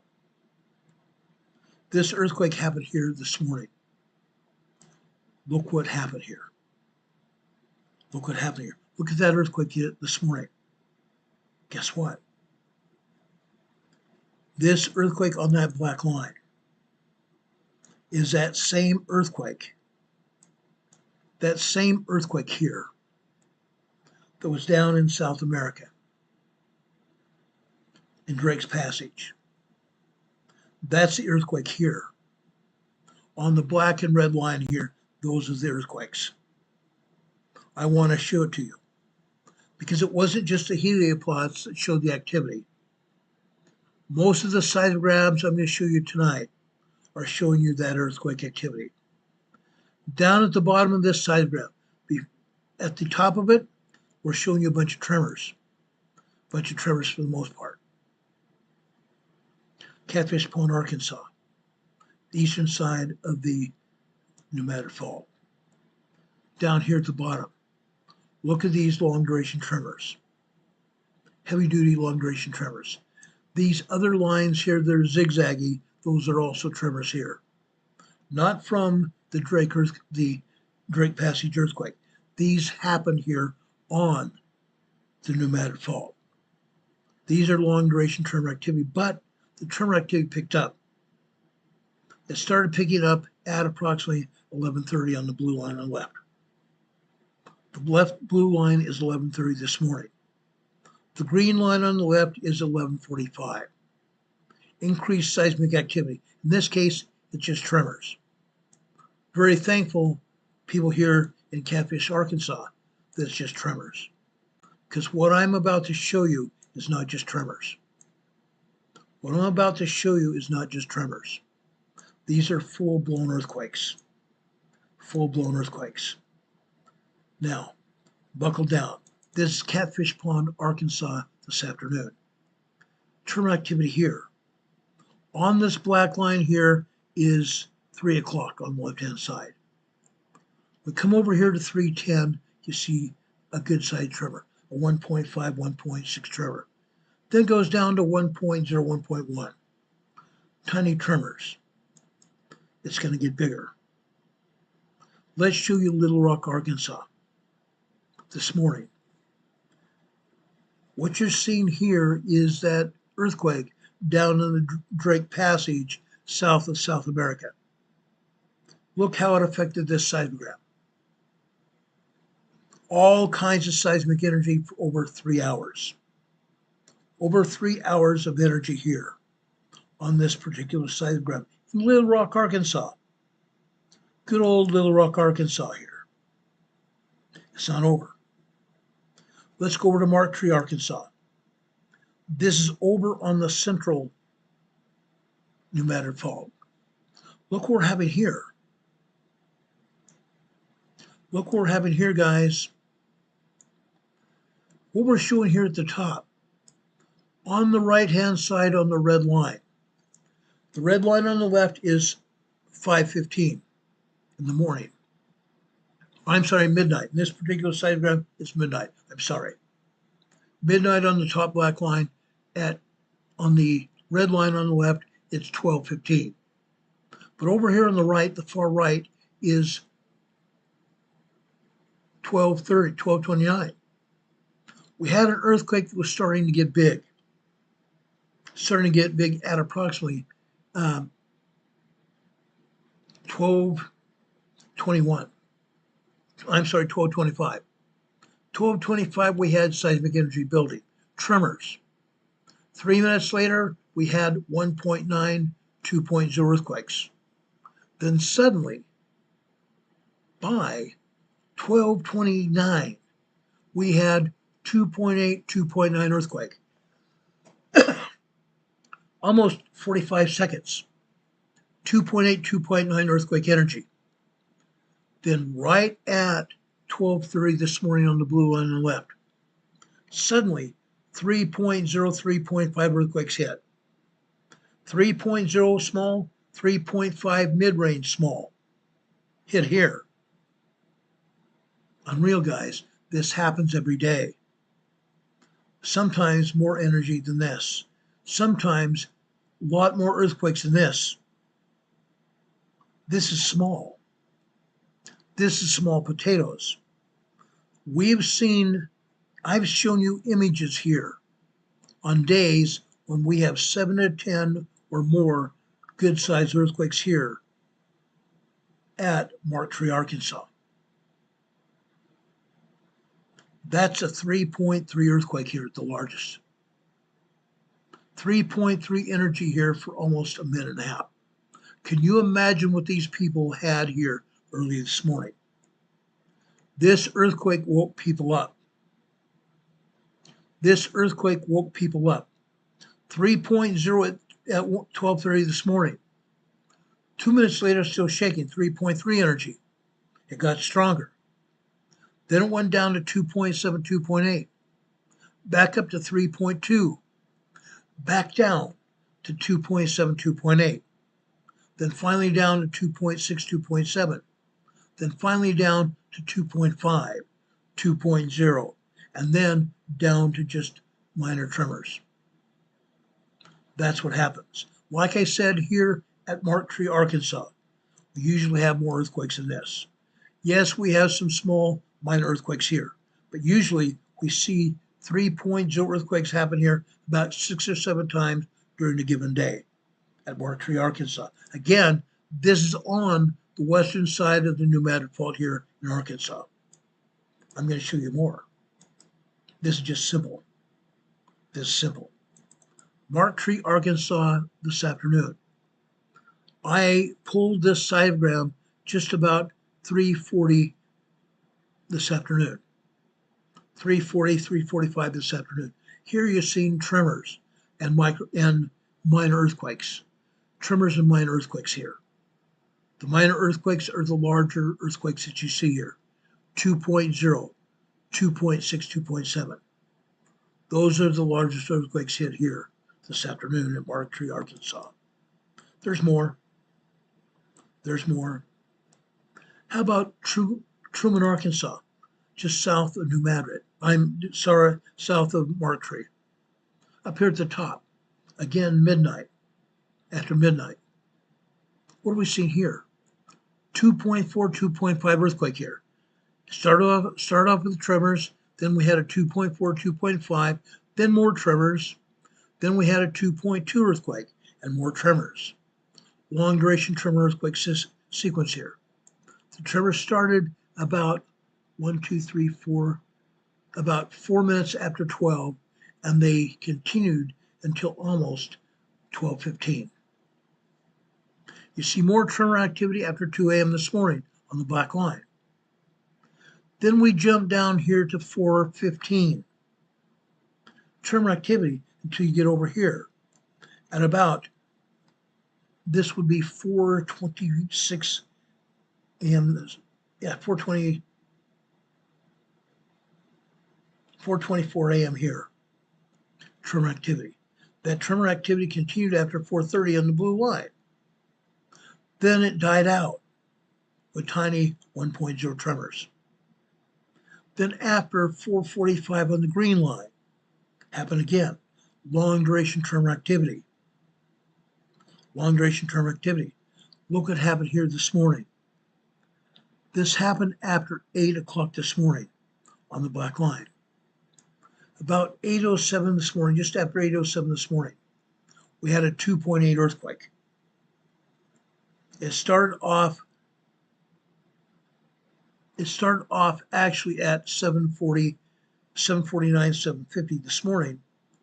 And the tremor activity continued until it got over here at 8:07. Then all of a sudden it built up to minor earthquakes, 2.7, 2.8 earthquakes. That earthquake energy continued for almost a minute and a half. You can see the primary earthquakes hitting here, continuing. Then it continued down to tremors again. Then we have more tremors after that. Truman, Arkansas. Let me show you Truman, Arkansas this afternoon. This is Truman, Arkansas this afternoon. More tremor activity here. More tremor activity here. I don't think we had any more earthquakes here in Truman today. Now, let me show you Tyronza, Arkansas. Tyronza, Arkansas. This is southern Arkansas here. Again, right next to the New Matter Fault. This is this morning's seismogram. At about 6 a.m. this morning on the black line. Yes, we had some tremors. Those tremors continued. Then we come over here to approximately 7:12 this morning. 2.8, 2.9 earthquake. 2.8, 2.9 earthquake. This may have been felt. There's the possibility that this earthquake was felt. Then we had seismic energy die out. That 2.8, 2.9 earthquake only lasted a few seconds. Then we come over here to 7:15 on the red line. This earthquake was a 2.93.0. Felt earthquake. Then we come down here to this green line after 9:45. At approximately 9:54 a.m. this morning, another 2.93.0 earthquake. You can see other tremors and minor earthquakes hit here this morning. Let's look at this afternoon as well. This is Tyronza, Arkansas this afternoon. Over here after 12 noon. After 12 noon here. This would be 12:09 here. 12:09 p.m. here. This is a 2.7, 2.8 earthquake. You can see other minor earthquakes here this afternoon. Okay? At approximately you see 1400 hours over here on the left. That's 2 p.m. on the black line. We drop down here to the blue line, which is 2:30. Over here we go 1, 2, 3, 4, 5, 6, 7. 2:37. We have another 2.6, 2.7 earthquake on the west side of the New Matter Fault. It's not over. Let me show you more. I'm going to blow your mind. Let's go up to Evansville, Indiana. The New Matter Fault runs from the Gulf of America all the way up to Illinois and Indiana and over to Ohio. I'm not going to show you earthquakes necessarily in Ohio, except USGS just did. Yes, there is seismic energy in Ohio. USGS rarely shows it. This is Evansville, Indiana. University of Indiana at Evansville, Indiana. Look at the tremors here. This is caused by the New Matter Fault. The New Matter Fault. Let's show you this afternoon here in Evansville, Indiana. Look at that. Look at that, guys.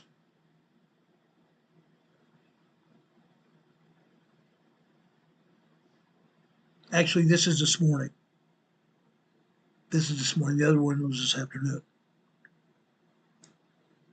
Unreal. Unreal. It continues. It continues, guys. It doesn't stop. Let's go over to Missouri. USBS showed us a 2.7 in Missouri, central Missouri. This is Barker Cemetery, Missouri. Look at this. Up until about a year ago, all we were seeing is minor tremors and minor earthquakes here at Barker Cemetery. We're seeing more and more minor earthquakes here in Barker Cemetery, and we have in fact seen small 3.0 to 3.5 earthquakes here in Barker Cemetery. These are all minor earthquakes except for one. Except for one. Let me enlarge this diagram and I'll show you what I'm talking about. Over here on this black line here. Over on the left-hand side, this would be 9 a.m. this morning. 9:04 a.m. this morning, we had a 2.9, 3.0 earthquake here at Barker Cemetery. And after that, at 9:10 this morning, another 2.9, 3.0 earthquake. Several of them back to back here, Barker Cemetery. As I said, up until a year ago, this never happened. At the most we ever had here at Barker Cemetery were tremors. Now we're seeing full-blown small earthquakes here. Full-blown small earthquakes here at Barker Cemetery. Let me show you Barker Cemetery this afternoon. More earthquakes, guaranteed. Guaranteed. This is Barker Cemetery this afternoon. Look at this. We have minor earthquakes. Yes, we have tremors. Look at this earthquake this afternoon. This was after 3 p.m. This was after 3 p.m. This is 3:10 this afternoon. Another 2.9, 3.0 earthquake here. Look at that secondary shaking here to the right. That's called a secondary wave. It's part of the original earthquake. This secondary wave lasts over a minute and a half, which means this was at least a 2.9, 3.0, possibly even a 3.1 small earthquake. 2.9 to 3.1 earthquake here. The secondary wave tells a story. The longer the secondary wave, the larger the earthquake it is. USGS sometimes doesn't show the entire earthquake. They cut it off. I showed that information to you last night. Long duration quakes, they cut off the top and the bottom of the quake. They don't want anybody to know how strong it was. This was at least a 3.1 earthquake. Here, this afternoon, Barker Cemetery. That never happened until a year ago. All of a sudden we see minor earthquakes and even small earthquakes here at Barker Cemetery. Happens all the time now. Let's show you Cape Girardeau, Missouri. Look at this. Cape Girardeau, Missouri was never like this. Look at this. Tremor activity all over the place. 24/7. 24/7 now. Used to be occasional minor tremors and minor earthquakes.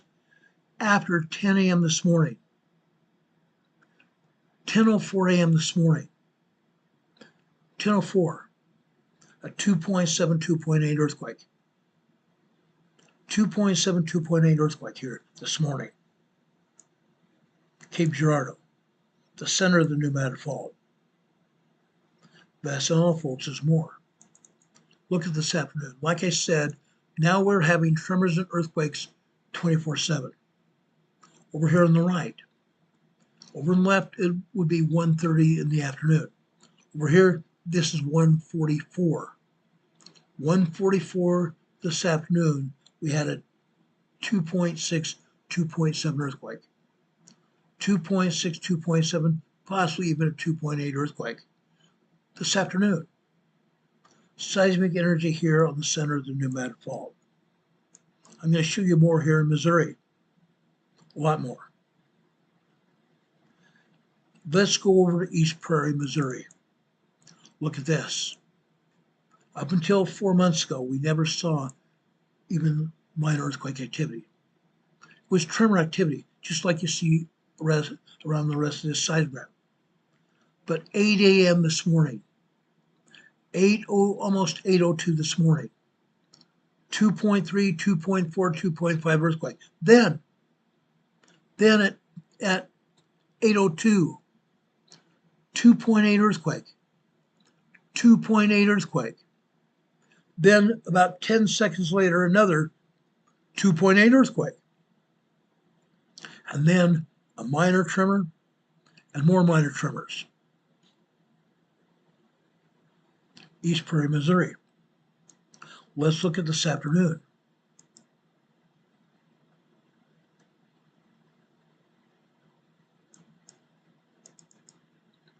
This is this afternoon. Look at this afternoon.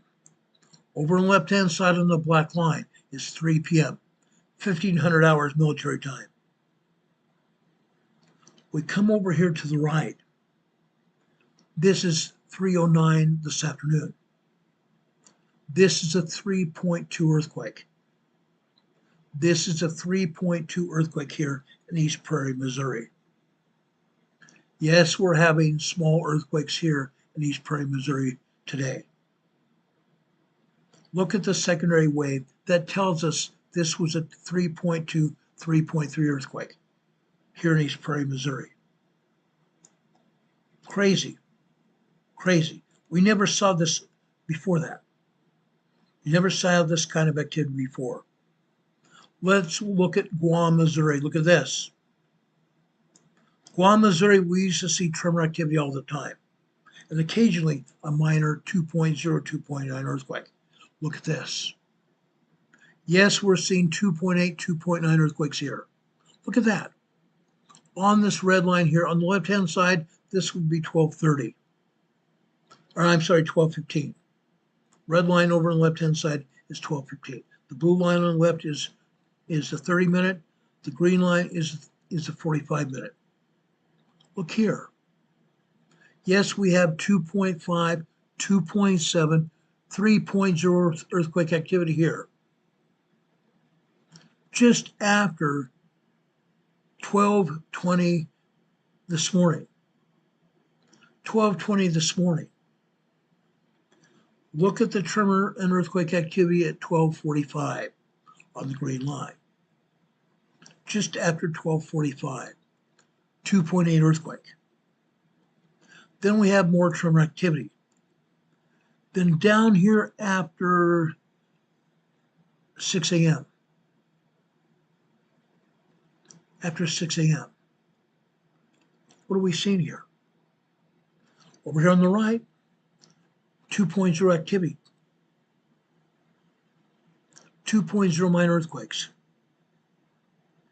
Then after 6:15 on the right-hand side, 6:25 this morning, 6:25 this morning, 6:26, 2.5, 2.6 earthquake activity. It lasts over a minute. That seismic activity lasts for over a minute. Then after 7 a.m. this morning on the black line, look what happens here on the right. 7:08 a.m. this morning, tremor activity. A minute later, we have a 2.5 earthquake. Then we have 2.6, 2.7, 2.8. Then it goes down to minor earthquakes. Then this was at 7:14 a.m. this morning.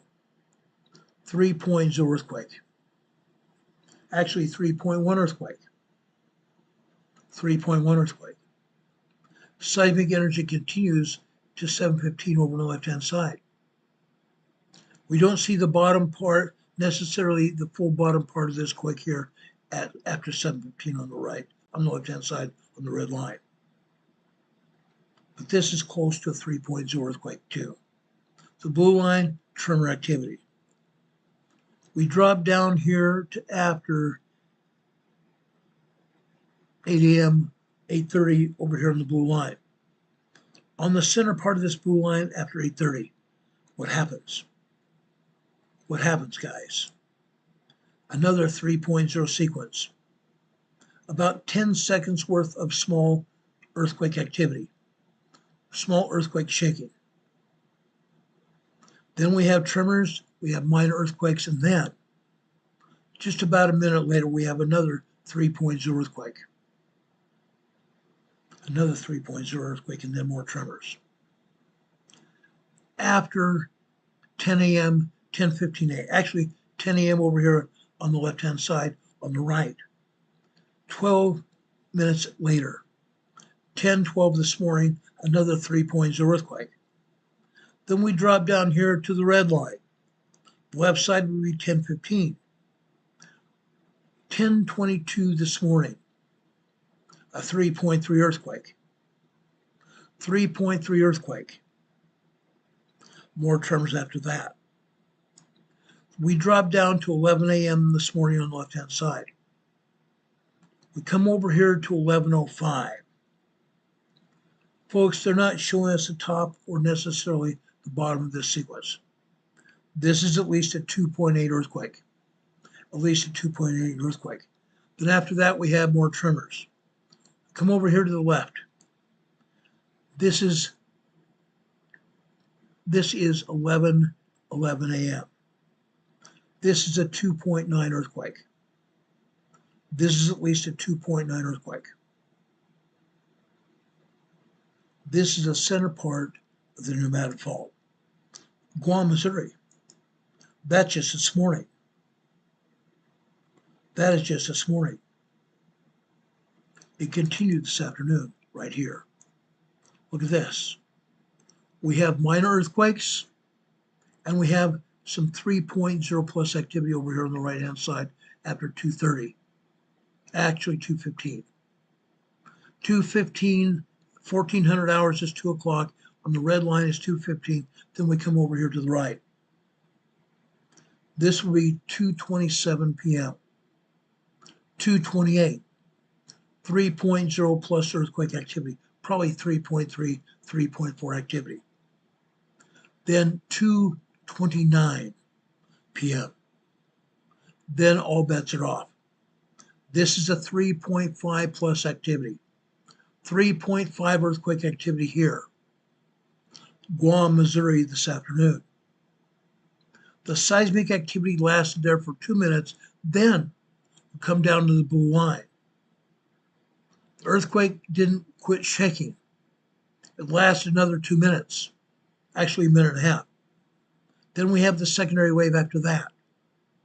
Secondary wave lasted 1, 2, 3 minutes later. Incredible. 3.3, 3.4 possibly earthquake here this afternoon in Guam, Missouri.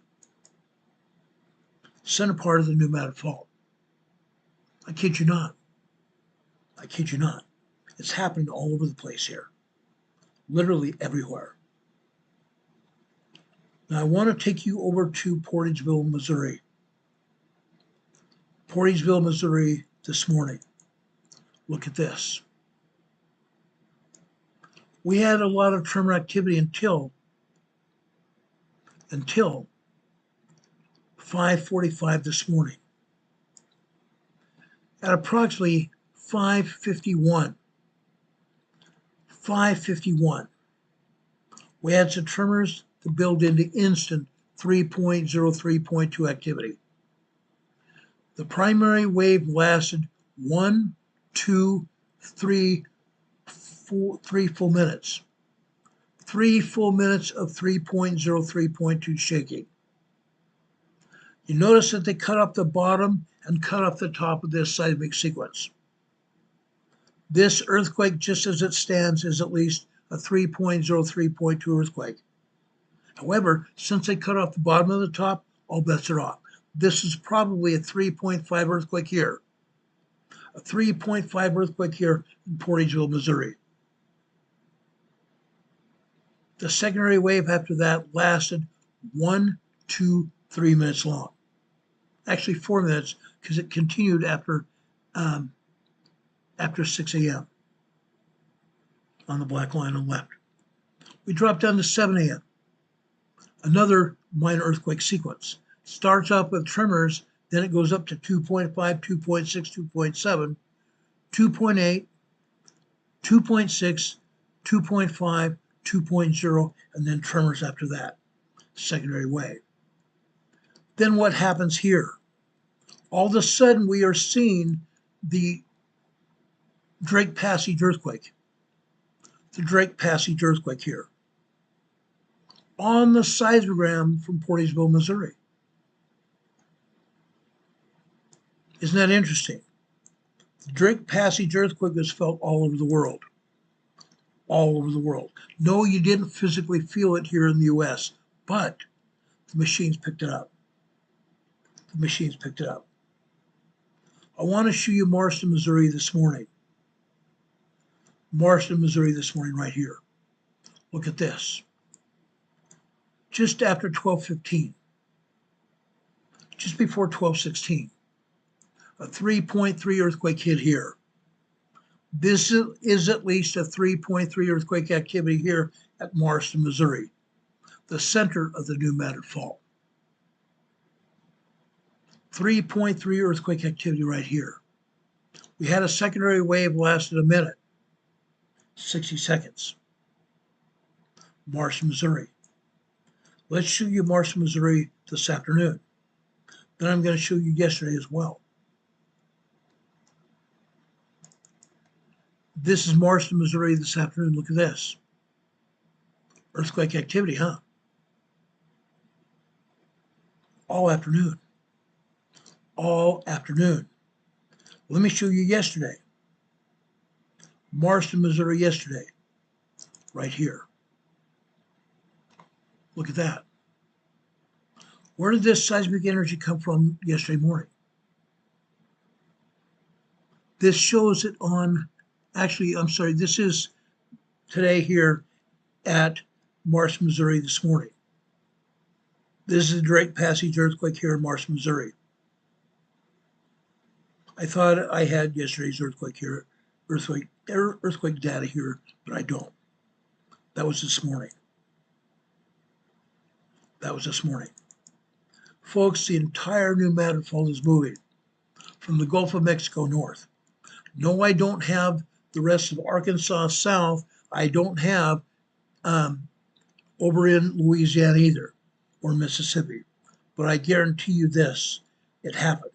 The entire New Madrid Fault shook all day long.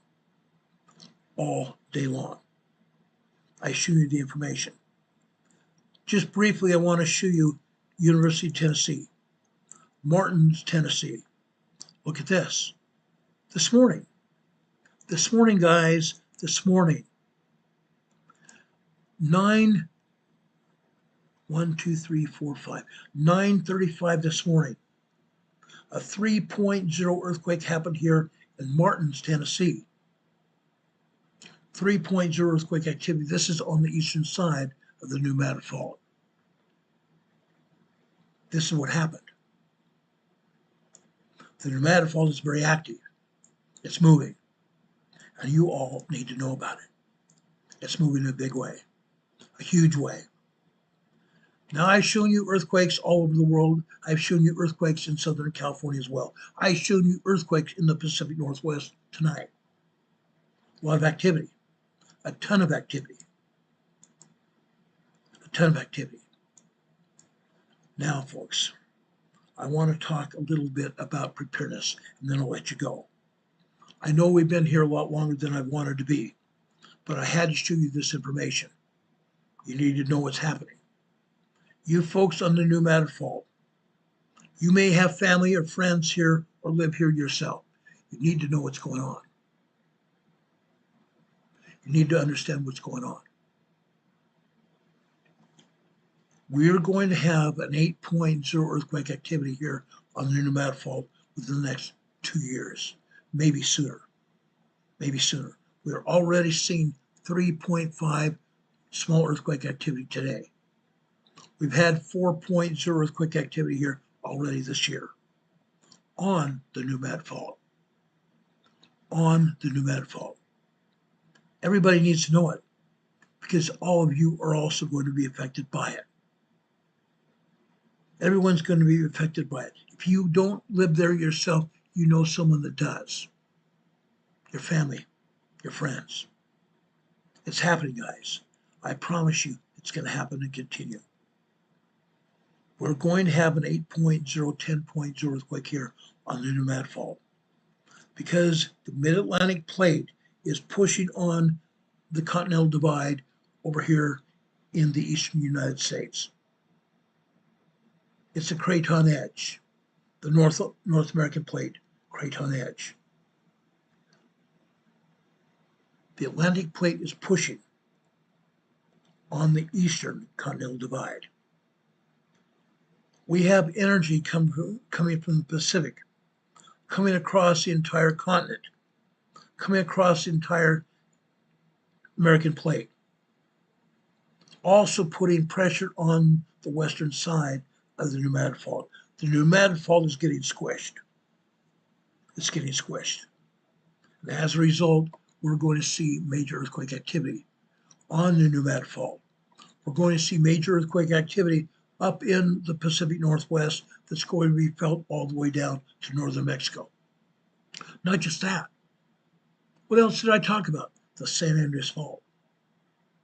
The Southern California San Andreas Fault is about to pop.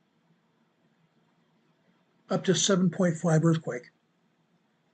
It's going to shatter all the other faults in LA and San Diego as well. All over.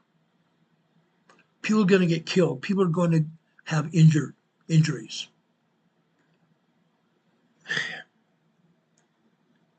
There is a lady that used to work for USGS. She's now retired. But every time we have an even small or moderate earthquake in Los Angeles, they pull her up.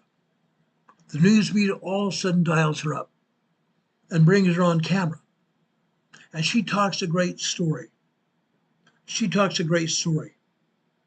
says there's only going to be 1,500 people injured when the San Andreas Fault hits. That's just the injuries. How many people are going to die? How many people are going to die because of the San Andreas Fault earthquake? Thousands. Thousands up and down the entire fault line. Up and down the entire fault line. USBS is telling us that there's going to be 1,700 people killed when the Cascadia earthquake hits up in Seattle area. Just in the Seattle area. 1,500 to 1,700 people killed because of the Cascadia earthquake there. How many other people are going to be killed and injured? All up and down the entire fault line down to northern Mexico. It's going to happen. What do you and I need to do? What do you and I need to do to be prepared for those quakes? It's going to happen. I promise you it's going to happen. What do you need to do? First, you need to have an emergency preparedness plan. I'm not going to talk about preparedness plans tonight. We have other programs we put on the air before during the past 2 years. Those programs are still here on YouTube. Go to the program where it says preparedness planning, emergency preparedness planning. On that particular program, I detail what a preparedness plan should look like. The bare minimums of what an emergency preparedness plan should look like. Not just for earthquakes, but any kind of emergency that you're going to encounter in your life. An emergency or disaster that you're going to have in your life. Anything. Plan it. Put it on paper. Then share your plan with every member of your family. Don't just know it yourself. Share the information with your family and ask them to contribute to your plan. Ask your family members to contribute to your plan. If you have a business, do the same thing with your employees, especially your managers. Ask them to contribute to your preparedness plan. Once you have a preparedness plan written, and while you're doing it, don't just stop with the preparedness plan. While you're doing that preparedness plan, also put together a great, big, huge emergency kit. You need to have an emergency kit, not just clothing, but food as well. Medicine, a first aid kit, clothing, and water. We talk about these preparedness kits on other programs prior to this one. Where it says emergency kits on our topic of our program, go to that program and watch it. That's why we have these programs, to teach you what you gotta know. If I hadn't been on the air talking about all these earthquakes the entire program tonight, we would be talking about more emergency preparedness kits tonight. There's more to know. And yes, I'm going to do another program on emergency preparedness kits after tonight. Okay? You can't. I want to tell you what Don Potoka just put here in the chat. If you're not watching the chat, you should. Our buddy Don Potoka is one of my best friends. He says, I keep hearing I can't. I can't do this, I can't do that. I can't never did anything. Can't never did anything. Can't is too lazy to do something. Don't tell us you can't. Can't is a word too lazy to try. You can do it. You can do everything I can do, and you might even be able to do it better. Don Potoka says mental conditioning and proactive action is paramount. Proactive action is paramount. Otherwise, you're not going to survive. You can do this. I promise you, you can do this. You have to just get up and do it. Clark and Peggy Fuller that are here, I'm glad to see you here. I believe this is the first time I've ever seen you here. I appreciate you here. Clark and Peggy said, if you do just one thing that you thought you couldn't do, you can do anything. If you do just one thing you thought you couldn't do, you can do anything. I promise you can do that. I promise you can do that. Berlinda, we're almost done. I'm sorry it's been so long. Sauerkraut says, I'm a total can't. I can't spell either. Yes, you can. Yes, you can. And you will. You just have to get up and do it. I could say something stronger, but I'm not going to do it. You can do it. Otherwise, you're going to die from not doing it. If you want to succeed, you can. If you want to survive an earthquake or any other disaster, including the coming hurricanes. Yes, next month is Hurricane Month. Hurricane Month. They start in June. Actually, they can start anytime. If you want to survive an emergency or disaster, you can. On this program in the past years, we've talked about hurricanes. We've talked about tornadoes even recently. We've talked about earthquakes. We've talked to you about train explosions. Yes, explosions. Fires, wildfires, house fires. We've talked to you about rain, floods, hurricanes, tornadoes, any kind of natural disaster you can think of. We've talked to you about explosions at oil refineries. We talk about every kind of emergency that you can possibly think of because we want you to be prepared. That is the whole point of this program. Be prepared. It's not just a scout motto, it's a way of life. It's not just a scout motto, it's a way of life. Folks, if you want to help us with this program, you could donate a super chat in the chat here tonight. You can also go to the top of our program description right below this program today. The top of our program description, you're going to see a place where you can join here as a member of the EMA family on YouTube. There's a link there. Below that is our email address. And I've got the email address scrolling across the bottom of your screen. I also have below that our PayPal and Venmo locations where you can help support this program. I also have our address here, 504 Bethel Road, Box 401, Morganton, North Carolina. The zip code here is 28655. We've had people send us checks and money through the mail. Happens all the time. Not recently, but it happens all the time. At least once a month. We appreciate that as well. We really do. We've had gift cards come through here as well. I want to thank you all for that. But if you want to continue supporting this program, we'd appreciate it. Because why? Because, folks, we have expenses we have to incur at doing this program. We have expenses that we incur doing this program. One of my best friends here is Rob52. He lives in Arizona. He just gave us a $10 super chat, said, God bless Ron. I just gave you an EMA sticker on your super chat. I'm giving you a thumbs up as well. Rob, thank you very much, my friend. Thank you very much. I love you, brother. I love all of you here. I love our entire EMA family. Let's grow. Let's grow here. Please subscribe to our program. Go right down below this video today and hit that subscribe button. And then after you do that,